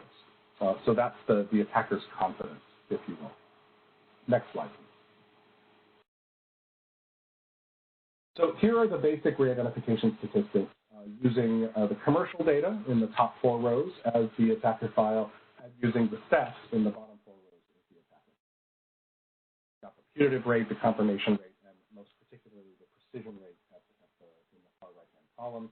And we're showing this for the original swapping algorithm in 2010, our enhanced swapping, and then the 2 demonstration data. And what you'll see is that comparing the original 2010 swapping algorithm to the demonstration data, we've seen significant reduction in the putative rates, particularly if you look against the Steph as the attacker file. Putative rate has dropped from 97% putative matches to 45.8 with the most recent demonstration data. And the precision rate, the attacker's confidence, has also dropped by a significant amount. Next slide, please. Now, it's helpful when thinking about these re-identification statistics to think about the people who are most vulnerable to re-identification in the first place. And historically, disclosure avoidance systems have really focused on what we call population needs. These are individuals who differ from their neighbors on key variables, particularly on key pseudo-identifiers, those linking variables. So here are the re-identification statistics for population uniques within that data-defined population. So these are individuals who are unique within their block on sex and age. And as you can see, particularly with the published 2010 tables with the original swapping mechanism, precision rates for these population uniques were incredibly high in that original attack. And what that essentially means is that, take, for example, the attack using the commercial data as the attacker file. If an attacker got a match on sex and age for one of these population uniques, they would be 95% certain that they had done it correctly, that they had gotten an accurate reconstruction and an accurate match for those individuals. So they would have very high confidence in the accuracy of their re-identification of that individual. So those are numbers that we want to see go down because, again, these population uniques are the people who are most vulnerable to re-identification. So what you can see here is comparing those original published 2010 tables protected using swapping to the demonstration data. We've seen the putative rates for the population uniques drop significantly from 23.1% down to 7.6%. And we've seen the precision rate drop as well from 94.6 down to 67.3. So we're seeing substantial improvement in protection for those individuals who differ from their neighbors on those key linkage variables. Next slide, please. And delving a little bit deeper into the population uniques, it's also helpful to look for those who differ from their neighbors on the characteristics that might be revealed in this kind of attack. So in this particular example, a race and ethnicity is something that is often able to kind of differentiate people from those around them. So it's helpful to look at re-identification rates for the modal and non-modal individuals within their geographies. So what we have here is re-identification statistics for population uniques of the non-modal race and ethnicity within their blocks. Within their blocks. So you can think of the modal race and ethnicity as the largest count of the 126 cell cross-tabulation of Hispanic ethnicity, yes or no, crossed with all 63 of the OMB race categories. It gives you 126 possible combinations. The modal would be the largest of those 126. This is looking at re-identification statistics for all of those outside of that largest group who are population uniques. And as you can see, again, for the original swapping mechanism, the precision rates were very high, 89.2% against the commercial data or 81.5% against the SEP. The demonstration data protected using the current settings of the disclosure avoidance system drop that precision rate down substantially from close to 90% down to 21% against the commercial. So we're seeing substantial improvements in protection for those non-modal individuals as well. Next slide. And this shows the same statistics for the modal race. Again, you don't see quite so dramatic drops in protection for the modal race individuals, but there are still additional protections there. Drop in precision from 95% down to 75%, although it should be noted that the putative rates for that are down substantially. There's only an 8% putative. Next slide.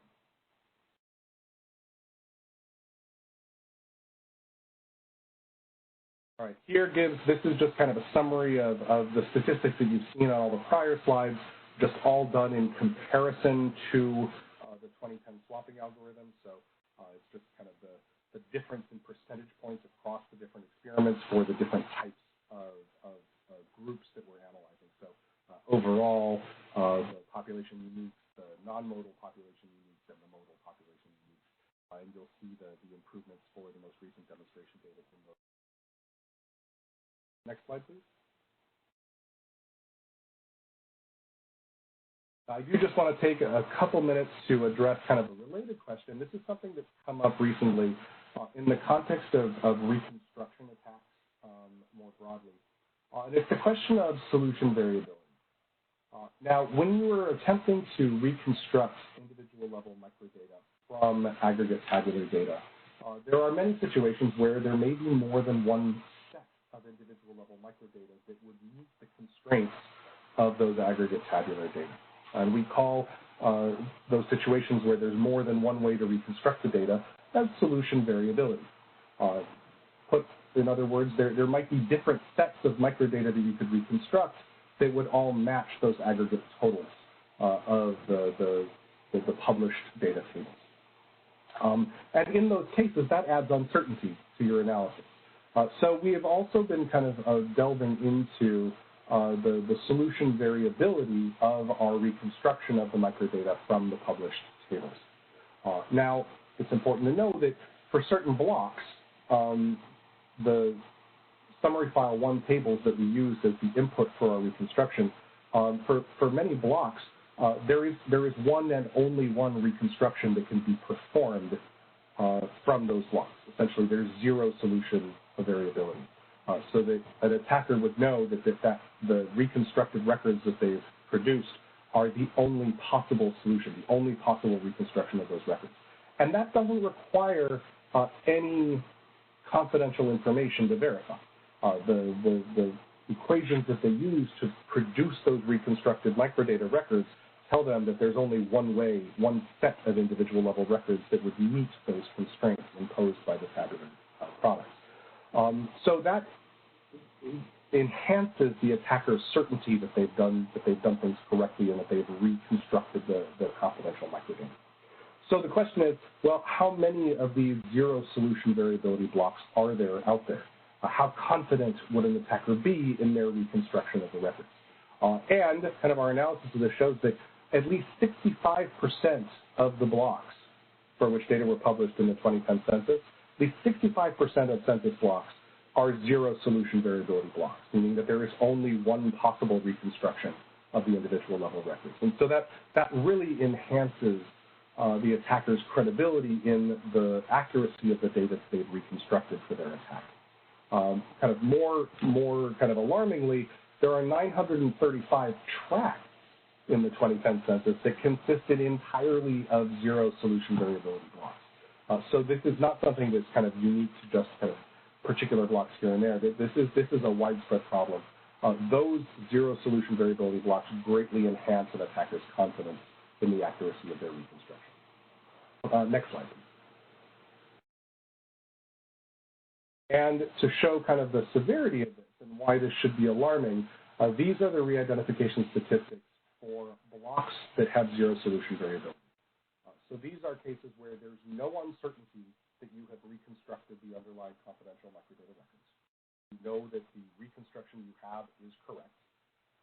And then this shows your confidence, the attacker's confidence in whether they've accurately re-identified individuals. Remember, the precision rate is the attacker's confidence that if they get a match, that match is correct.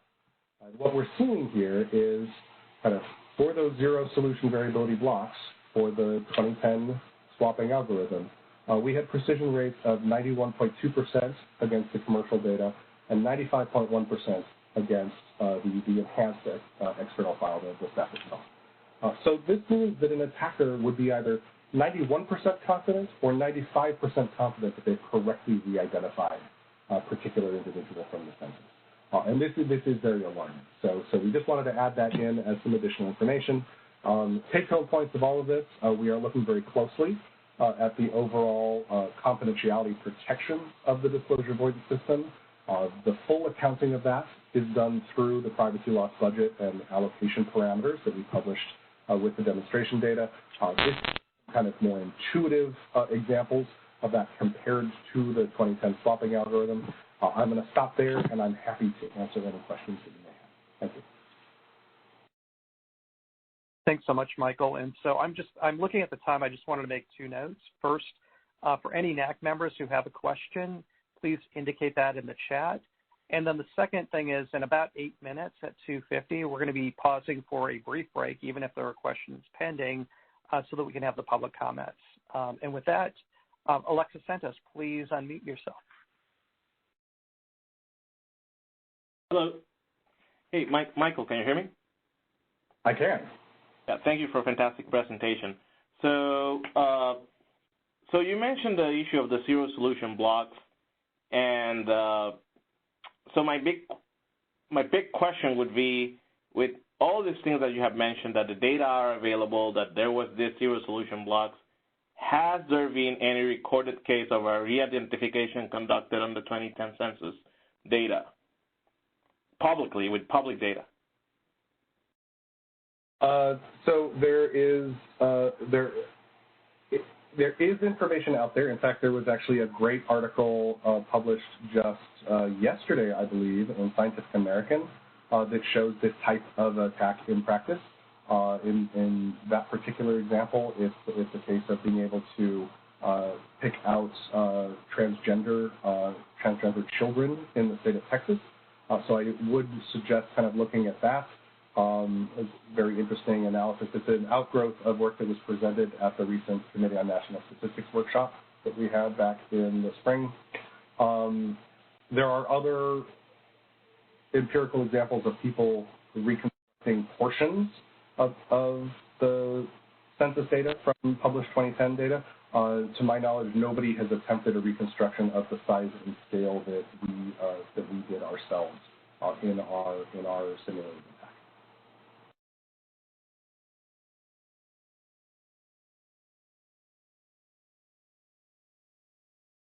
Okay, looks like the next question is from Arlok. If you would want to go ahead and unmute yourself. Hi, yes. Could you just repeat, is the definition of zero solution variability one possible configuration of age, sex, or age, sex, race, and ethnicity? It would be one possible configuration of all of the variables that you're reconstructing. So meaning that if your reconstruction is location, exact or binned age, sex, race, and ethnicity, that there's only one possible set of microdata records that you could construct for that set of variables. If you're doing a larger reconstruction with additional tables and additional variables, it would be only one set of records that would match all of those variables. But yeah.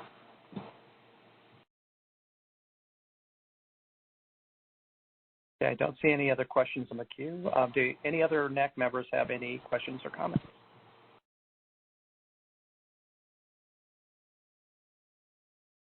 And I guess while we're ending, just to see if there are any additional folks who want to weigh in, Michael, I'm just curious, do you have any plans, does the Bureau have any plans to conduct any similar research specifically pertaining to reconstruction with any of the future 2020 census data products?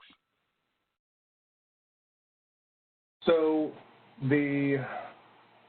the main input reconstruction of edit attack simulations are the traditional kind of SF1 tables. So the sex, age, race, ethnicity tables done either at the block or at the tract levels. So those are tables that were either included in the redistricting file that was released last summer or that would be included in the DHC. I do not know if we have plans to do any more expanded reconstruction simulated attacks where we're bringing in other variables from other data products. That would be something more long term. Our focus right now is making sure that the known vulnerability to this particular defined attack is being addressed in the settings for the disclosure-driven system for the PL last summer and the DHC right now. Thank you so much, Michael. And it's fascinating to see the data in your analysis doing the reconstruction and the re-identification. It's really, really interesting. And again, I understand that sometimes I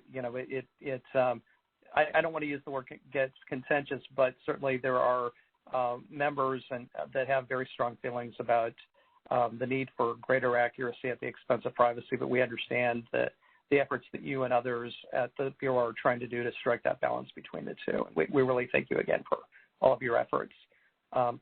With that, I'm going to turn it over to Karen. We're about 3 minutes early, but we have public comments beginning in just a few minutes. All right. Thank you very much, Michael. Thanks, everybody. And, well, actually, I think now we will just move right into the public comment period. So before we begin, I just want to give a few instructions. So public comment submissions should be sent via the email address on the NAC website. Your submission should include your name, organization, and comment. Once submitted, your comment will be posted to the NAC website. And so during this period, I will only read public comments that were previously submitted. And we actually received one public comment, which is now posted on the NAC meeting page on census.gov. And the Federal Register notice located on the NAC website provides more information on submission of written comments. So let me read the comment that we received. My name is Deborah Stein, and I'm submitting these comments on behalf of the Partnership for America's Children, which is one of the leaders of Count All Kids. I want to draw your attention to research on the August 2022 Differential Privacy Demonstration product conducted by Dr. Bill O'Hare, available at our website, countallkids.org. His research found many smaller geographic areas have high levels of error in their data on young children after differential privacy is applied. The errors are so large that they could have important implications for federal and state funding received by schools and for educational planning. Errors of this magnitude might impact formula funding that is based on census-derived data, such that some schools would get less than they deserve, given their true population size. It could also distort demographic projections of school population, affecting plans for school buildings and class size. We urge the Census Bureau to try and reduce or eliminate these large errors. We also note that the August demonstration product continues to produce highly implausible results. It shows 163,000 blocks nationwide that had population ages 0 to 17, but no population ages 18 or over, compared to only 82 such blocks before differential privacy was applied. This unlikely large number of blocks with children and no adults may undermine confidence in the overall census results. These implausible results are likely due to young children being separated from their parents in census DHC processing with differential privacy. This separation of children and parents in data processing is an ongoing concern for data on young children and the production of future tables for children. To understand the well-being of children, it is critical to understand the situation of the child's parents or caretakers. And I invite everybody to visit our website to read the rest of that public comment. All right. So that was our only public comment, as I mentioned earlier. So we are now ready to close out the public comment portion of the meeting. And Jim, if there's no further discussion or questions at this time, we could move to break early. Yes, I don't see any further questions in the chat. And what I'm wondering is, because the director will be rejoining us, that perhaps I know that the committee members are going to be going into a private caucus to refine the recommendations. Perhaps what we could do is reconvene at 4 o'clock, a little bit earlier than in the schedule, so that we'll have an opportunity to hear from the director before we finalize the recommendations. All right. Shauna, I don't have any issues with that. Is that doable to come back at 4? Yes, we can reconvene at 4. We'll try to look at the remarks on our end. Okay. Very good. So the committee will take their break now, and once the break ends, James Tucker will convene the committee offline for the discussion and formulation of the differential privacy recommendations. The WebEx platform and conference bridge will remain open while the committee engages in deliberation. And so at 4 p.m., we will reconvene so that we can hear from the director and then move into the presentation of the NAC differential privacy recommendations. Thank you.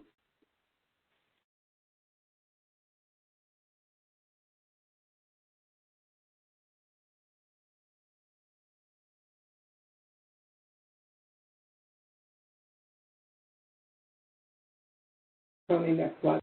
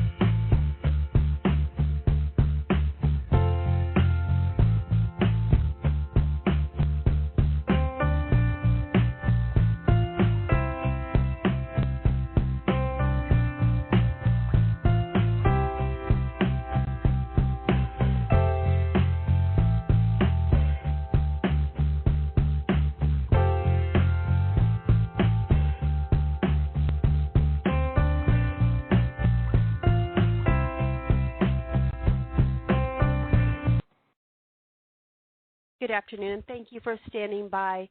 I would like to turn the conference back over to Karen Battle. Thank you. You may go ahead and proceed, Karen. All right. Thank you very much. Welcome back, everybody, to the NAC Differential Privacy virtual meeting. Before we turn to the NAC recommendations presentation, we actually are going to hear from our director, Robert Santos. So please take it away, Director. Thank you very much. And hi, everyone. I'm back.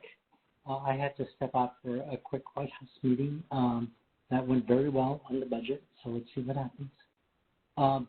But I just wanted to say a few words. I wanted to first, as I always do, let you know how much I appreciate your efforts to help us as members of our National Advisory Committee. We're so grateful, and we recognize that you're doing this as a public service and because you care. So every meeting I'm in with you, I am going to tell you that. We really appreciate all the time and all the brain power that you give us. It's really an honor to have you available to us as advisors. Now, since we met last, I know that they've been introduced to you, but I wanted to give them a special shout out. We have several new members appointed to the committee, and so I'd like to acknowledge them by reading their name, because that's really special to me anyway. So we have Felice Garif, Professor of Sociology and Public Affairs at Princeton University. Thank you. Miguel Marino, Associate Professor at Oregon Health and Science University. Thank you. Janine Abrams, McLean, who's President of Fair Count. Zenkao Chen, Associate Director of the Population Studies and Training Center at Brown University. Alexis Santos, what a name, just me. Assistant Professor of Human Development and Family Studies at Penn State. Arlok Sherman, Senior Researcher at the Center for Budget and Policy Priorities. Suzanne Thornton, Assistant Professor of Statistics at Swarthmore College. And Dana Waters, Program Director, Local Democracy Initiative, National League of Cities. And I also want to thank out, so those are our new members, but I also wanted to give a shout out to Carla Kelly, whose term recently ended, and thank her for her services on the NAC. Now, I'm sure you know, but let me remind you, we have a Federal Register notice that we published in August that seeks public information or public feedback on the design and planning of the 2030 census. This is the first time that we've formally invited public input into planning and design of the census. We're looking for communities, organizations, researchers, the public, the country, from all over the country to offer suggestions to reach historically undercounted people and to encourage their participation and to really more generally just reimagine what a 2030 census can be. I think it's important to do that type of outreach, to get that type of input, to incorporate. We want those diverse voices so that we can generate the best possible design. So please help us by spreading the word about this opportunity. It goes through the middle of November. And you know what? We'd love to hear from you as well. So please submit your own ideas.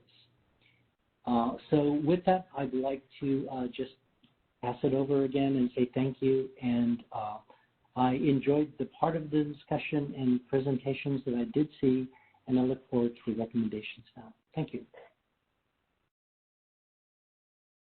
Thank you, Director. And Jim, I was going to say, I think we have a couple of minutes if there are questions for the Director. Yes, yeah, that would be awesome. I think we should have no problem getting through the recommendations in under 30 minutes. So we should have plenty of time if members have questions.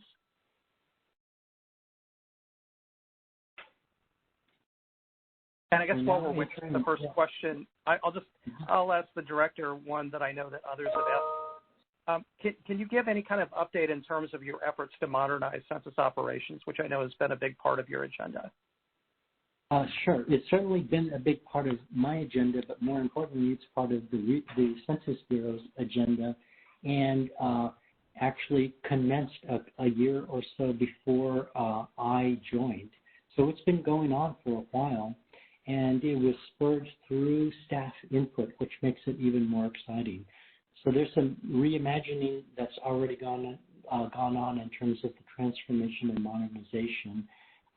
I think I've spoken to you about it already, that we're looking for a single enterprise with platforms that handle data capture, data ingest, dissemination, and processing, all under one ginormous platform that allows then for it to be tailored to whether it's a decennial census or an American community survey or an economic census or whatever.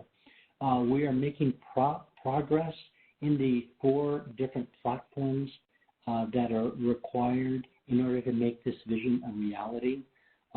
We're progressing. The transformation is going to take years. We've begun the steps. We have the funding to do it. We're making incremental progress as we should. I can't, I'll have an actual presentation on that if you want sort of specific details. But from everything that I've been hearing, we're moving the ball down the field, and I'm really excited about that. Part of that is the Frames initiative that brings together all of our master frames and links them together, from the economic census, the business frame, the master address frame, the geospatial claim and some other data sets, as well as the American Community Survey. So there's a lot going, and the U.S. Census. So there's a lot going on. It's still in the work, and we are getting there. But we still have a long way to go too. Fantastic. Thank you so much. And I want to note, I now see what some of the NAC members had identified, that we're having a technical problem with the chat. So if you have a question for the director, if you just want to unmute yourself and ask your question, we will take you in turn as you unmute. So please unmute. Shout it out. Come on.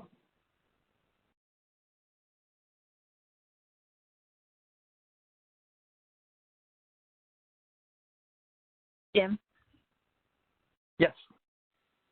Rosemary Rodriguez from Colorado here, and I'm off camera because I'm COVID positive and I look like I've been warmed up dead. But anyway, I just wanted to say that in Colorado, we learned that the director was going to be in town, and the Latino caucus invited him for an opportunity to meet him, and we found him to be very accessible. And it was a huge honor for our community, and I just wanted to mention that. The honor was mine. Thank you. It was a pleasure meeting you. Thanks so much. Anyone else?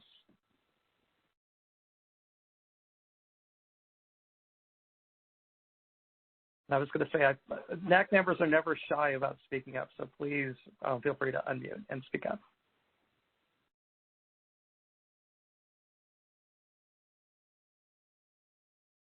Arlok, you put it in the chat, so I'm going to call on you to actually say it verbally. Yes, thank you so much, Director Santos, for the warm welcome to NAC and everything that you guys are doing. Well, my goal for this NAC is for us to evolve it together so that we have more engaging conversations and maybe some joint presentations in the future. Just try to think out of the box how we can make this forum as productive as possible.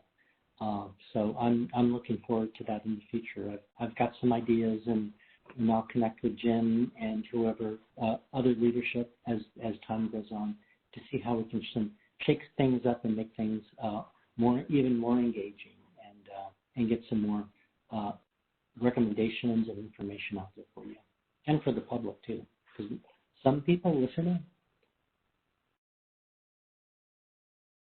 Thanks so much, Arlok. Do we have anyone else that will unmute? Otherwise, I'll just ask a quick question while we get some of our folks. Let not be shrinking violets. We understand that OMB is starting to hold public meetings on updating the race and ethnicity standards. Could you speak to that just briefly, just to give somewhat of an update on that? Certainly. We are honored to have a co-chair for that committee, Karen, and we and all the federal statistical agencies have representation on a working group that is going to do research and develop a recommendation to the chief statistician to consider for revising the race and ethnic categories, and it's going to involve lots of disaggregation. I can promise that. Now, going from there, in order to do that in the best way possible and the most informed and arrive at really informed decisions, there needs to be some public outreach, and we need to hear from expertise from around the country, from advocates, from people, again, with different perspectives. We want diverse voices. And so that group is going to have and has, I believe, a schedule.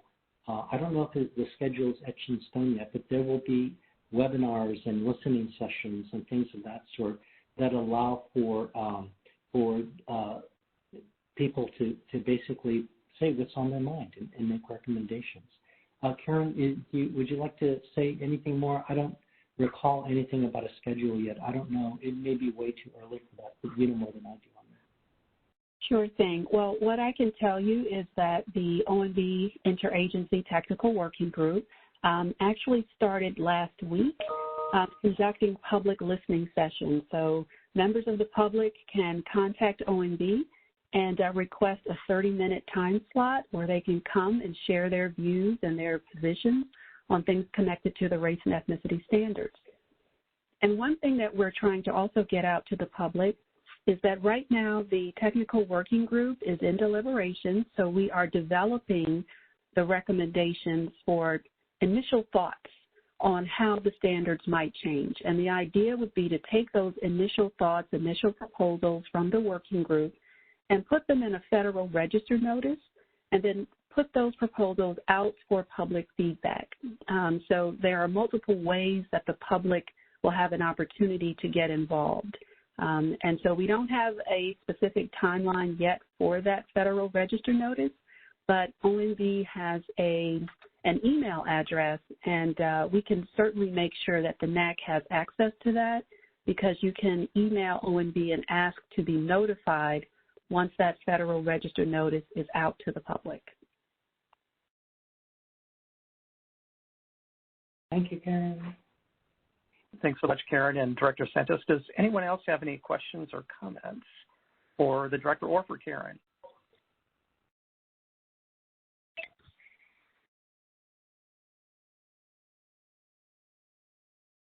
Okay, not hearing it, I just want to say thank you to the Director and also to Didas Katagi, as well as James Weinhorn for having an opportunity to actually see all of you in person again for the first time at the summit in Denver for the National Conference of State Legislatures. Thank you so much for your outreach. And I can just say, speaking on behalf of the NAC, we're really looking forward to an opportunity for the first time in 3 years to reconvene in person. And look forward to seeing all of you. Sounds good. We will see each other soon, too. With that, I think we have to go back to the more formal business part of the meeting and actually go through the presentation of recommendations. Yes, that's correct, James. So please go ahead and lead the presentation for your recommendations. Okay.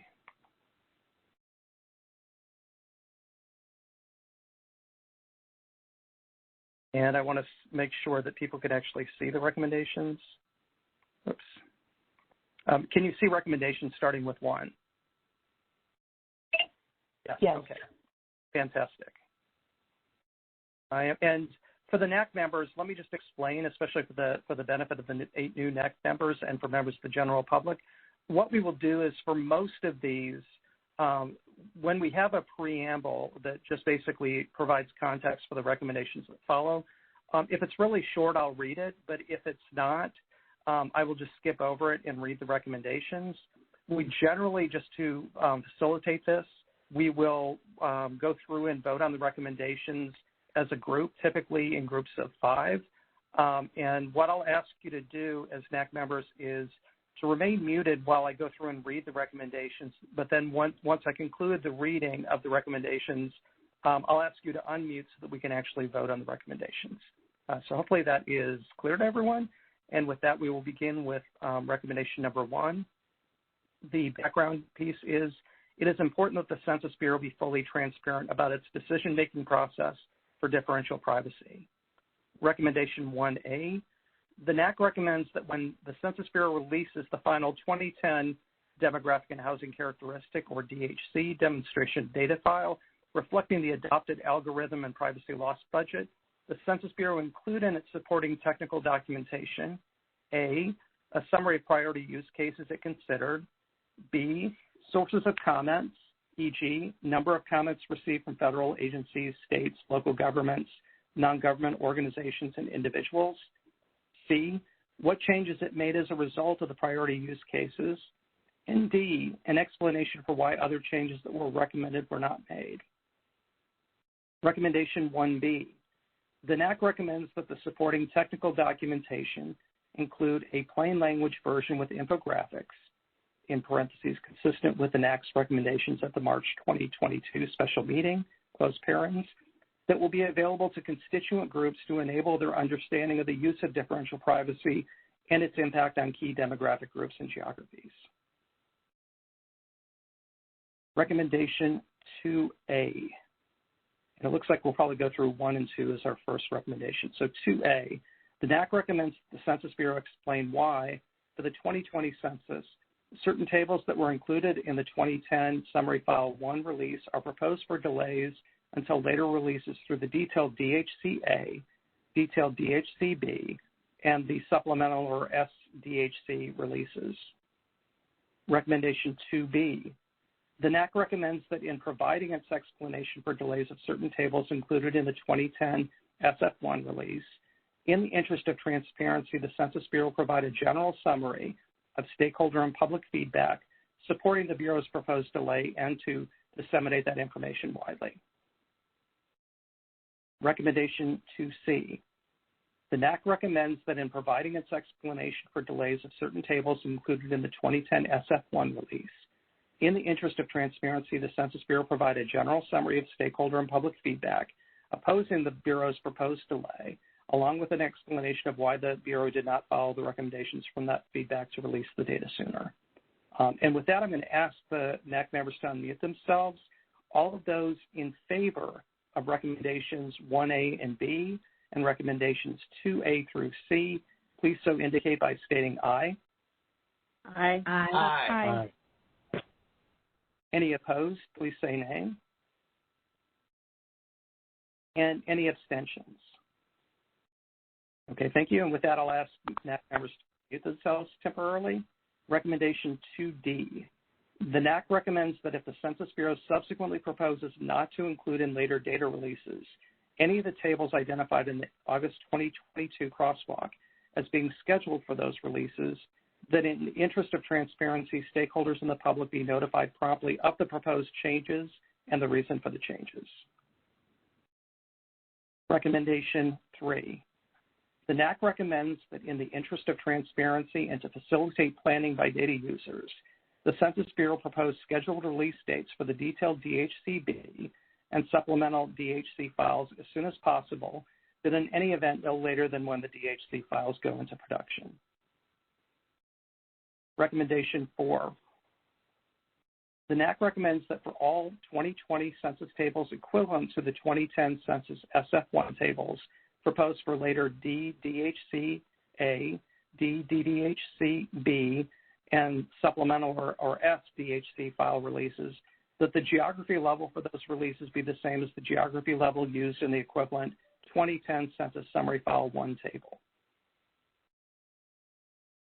Recommendation 5. The NAC recommends that in the interest of transparency, the Census Bureau provide an explanation to the public for each category of tables in the 2010 Census Summary File 1 why that particular category of table will not be provided in the 2020 DHC data products. And with that, I'm going to ask NAC members to unmute themselves, and all in favor of recommendations 2D through 5, please so indicate by saying aye. Aye. Aye. Aye. Aye. Any opposed, please say nay. And any abstentions? Okay, recommendations 2D through 5 are adopted. Recommendation 6. The NAC recommends that the Census Bureau research and publicly report on the impact of application of differential privacy to 2020 census data products on historically undercounted groups. Recommendation 7, and I will read the preamble to this. Slide number 23, entitled Tenure by Race of Householder, in Matthew Spence's presentation depicted very large error rates for certain population groups. Recommendation. The NAC recommends that the Census Bureau review and improve the accuracy of data for historically undercounted groups to identify why 5% of some groups experience very large errors, e.g. 300% or more, even for sizable geographies, such as counties and unified school districts. Identify whether these involve more than a very small numeric error, e.g. 5 or 10, and particularly in those cases, try to reduce very large 95th percentile errors. Recommendation 8. Dr. Bill O'Hara's research on application of differential privacy to the 2020 census data products has identified large error rates that could have important implications for federal and state funding that schools receive for educational planning. Recommendation. The NAC recommends that for the 2020 Census DHC data products, the Census Bureau reduce or eliminate the large errors present in the 2010 DHC demonstration data for populations of more sparsely populated geographies, including unified school districts and places, with a particular emphasis on historically undercounted groups, including young children of color. Recommendation number 9. The NAC recommends that the Census Bureau disclose current plans regarding the application of differential privacy to population estimates and any timelines for doing so. And with that, because we're going to be getting to a number of recommendations under number 10, I'll ask the NAC members to unmute themselves. And all in favor of recommendations, I believe it's 6 through 9, but in an abundance of caution, I will say 5 through 9. Please so indicate by saying aye. Aye. Aye. Aye. Aye. Aye. Any opposed, please say nay. And any abstentions? Okay, with that, recommendations now 1 through 9 are adopted. And number 10, what I will do is I'm going to skip over the very lengthy preamble that basically explains roughly, I believe, 10 recommendations that follow. So recommendation 10A.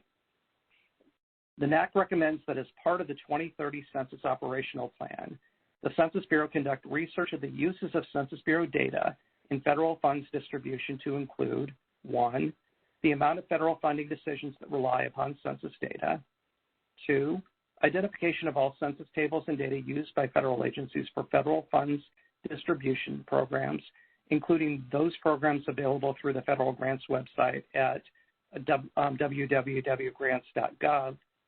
3, a selection of state and local funds distribution programs for items 1 and 2. And 4, the impact that the Census Bureau's use of differential privacy in 2020 census data products had on programs to distribute federal funds and the selected sample of state and local funds. Recommendation 10B. NAC recommends that as part of the 2030 Census Operational Plan, the Census Bureau conduct research to include a comprehensive examination of all appeals made to federal agencies about the accuracy of 2020 census data used for applications for federal funding.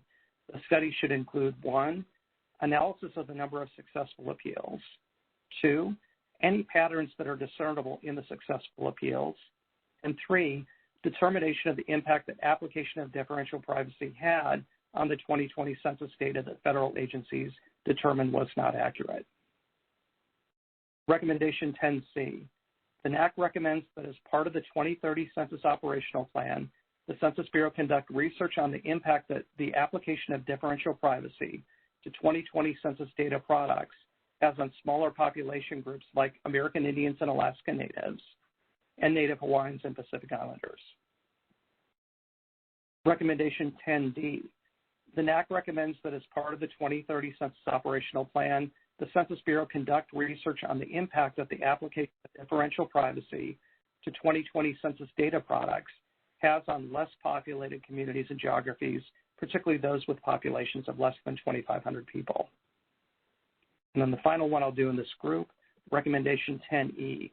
The NAC recommends that as part of the 2030 Census Operational Plan, the Census Bureau convene public meetings with stakeholders from communities of color and historically undercounted population groups to assess the impact of the Census Bureau's application of differential privacy to 2020 census data products on communities of color and historically undercounted population groups, and to solicit recommendations for improving the accuracy of 2030 census data products. And with that, I'll ask NAC members to unmute themselves, and we will be voting on recommendations 10A through E. All in favor, please so indicate. Aye. Aye. Aye. Any opposed, please say nay. And any abstentions? Okay, with that, recommendations 10A through E are adopted. Recommendation 10F. The NAC recommends that as part of the 2030 Census Operational Plan, the Census Bureau work in partnership with the National Academies of Science, affiliated organizations, and researchers to convene a series of conferences to assess the impact of the Census Bureau's application of differential privacy to 2020 census data products on the accuracy of data used for scientific and research purposes, and to solicit recommendations for improving the accuracy of 2030 census data products. Recommendation 10G. The NAC recommends in preparation of the 2030 Census Operational Plan, the Census Bureau issue Federal Register notices seeking public comments on the impact of the Census Bureau's application of differential privacy to 2020 census data products on priority uses, and to solicit recommendations for improving the accuracy of 2030 census data products. Recommendation 10H. The NAC recommends the Census Bureau issue a public report before December 31st, 2028 that provides, in response to recommendations A through G, a summary of all comments received, the details of its research, the Bureau's methodology, its analysis, its conclusions, and recommendations for any changes to the disclosure avoidance system to improve the accuracy of the 2030 census data products. Recommendation 10I. The NAC recommends that the public report include a plain language version with infographics consistent with the NAC's recommendations at the March 2022 special meeting that will be available to constituent groups to enable their understanding of the use of differential privacy and its impact on key demographic groups and geographies. And with that, I'm going to ask the NAC members to unmute themselves, and all in favor of recommendations 10 through 10I, so indicate by aye. Aye. Aye. Aye. Aye. And any opposed, please indicate by saying nay. And any abstentions? Okay, with that, NAC recommendations 10F through 10I are adopted, and we're coming up in the home stretch. I believe this is the last time, so please mute yourselves one last time. Recommendation 11, the NAC recommends that the Census Bureau publicly release its planned research agenda for the 2030 census to include all research assessing the impacts of differential privacy on census data products. Recommendation 12, the NAC applauds the Census Bureau for the presentation by Michael Hawes at today's special meeting on Reconstruction and Re-Identification of the Demographic and Housing Characteristics File, or DHC, to identify the risks of re-identification without a sufficient disclosure avoidance system. Recommendation 12A. The NAC recommends that before the Census Bureau begin any plans to apply differential privacy to American Community Survey, or ACS, data products, that the Census Bureau conduct a comprehensive study of what re-identification risks, if any, there are to sampled ACS data obtained from responses of less than 3% of all American households annually. Recommendation 12B. The NAC recommends that the Census Bureau publicly release the details of its research, the Bureau's methodology, its analysis, its conclusions, and recommendations regarding the risk of re-identification of ACS data and what disclosure avoidance systems are best suited to address any identified risk while still providing the public with accurate ACS data. And then finally, recommendation 12C, the NAC recommends the Census Bureau's public release of the details of its research on the risks of re-identification of ACS data include a plain language version with infographics consistent with the NAC's recommendations at the March 2022 special meeting that will be available to constituent groups to enable their understanding of the use of differential privacy and its impact on key demographic groups and geographies. So I will now ask the NAC members one last time to unmute themselves and for recommendations for 12C, please so indicate. Aye. Aye. Aye. Any opposed, please so indicate by stating nay. And any abstentions? Okay, with that, we have actually gotten through all of the recommendations, and I will turn it back over to Karen. Okay, thank you very much, Jim. Thank you to all of the NAC members for those recommendations. So this actually concludes the NAC Differential Privacy virtual meeting proceedings. And just as a reminder, the date of the next MAC meeting will be October 27 and 28. So the meeting is now adjourned. Thank you, everybody. Bye, everyone. Bye.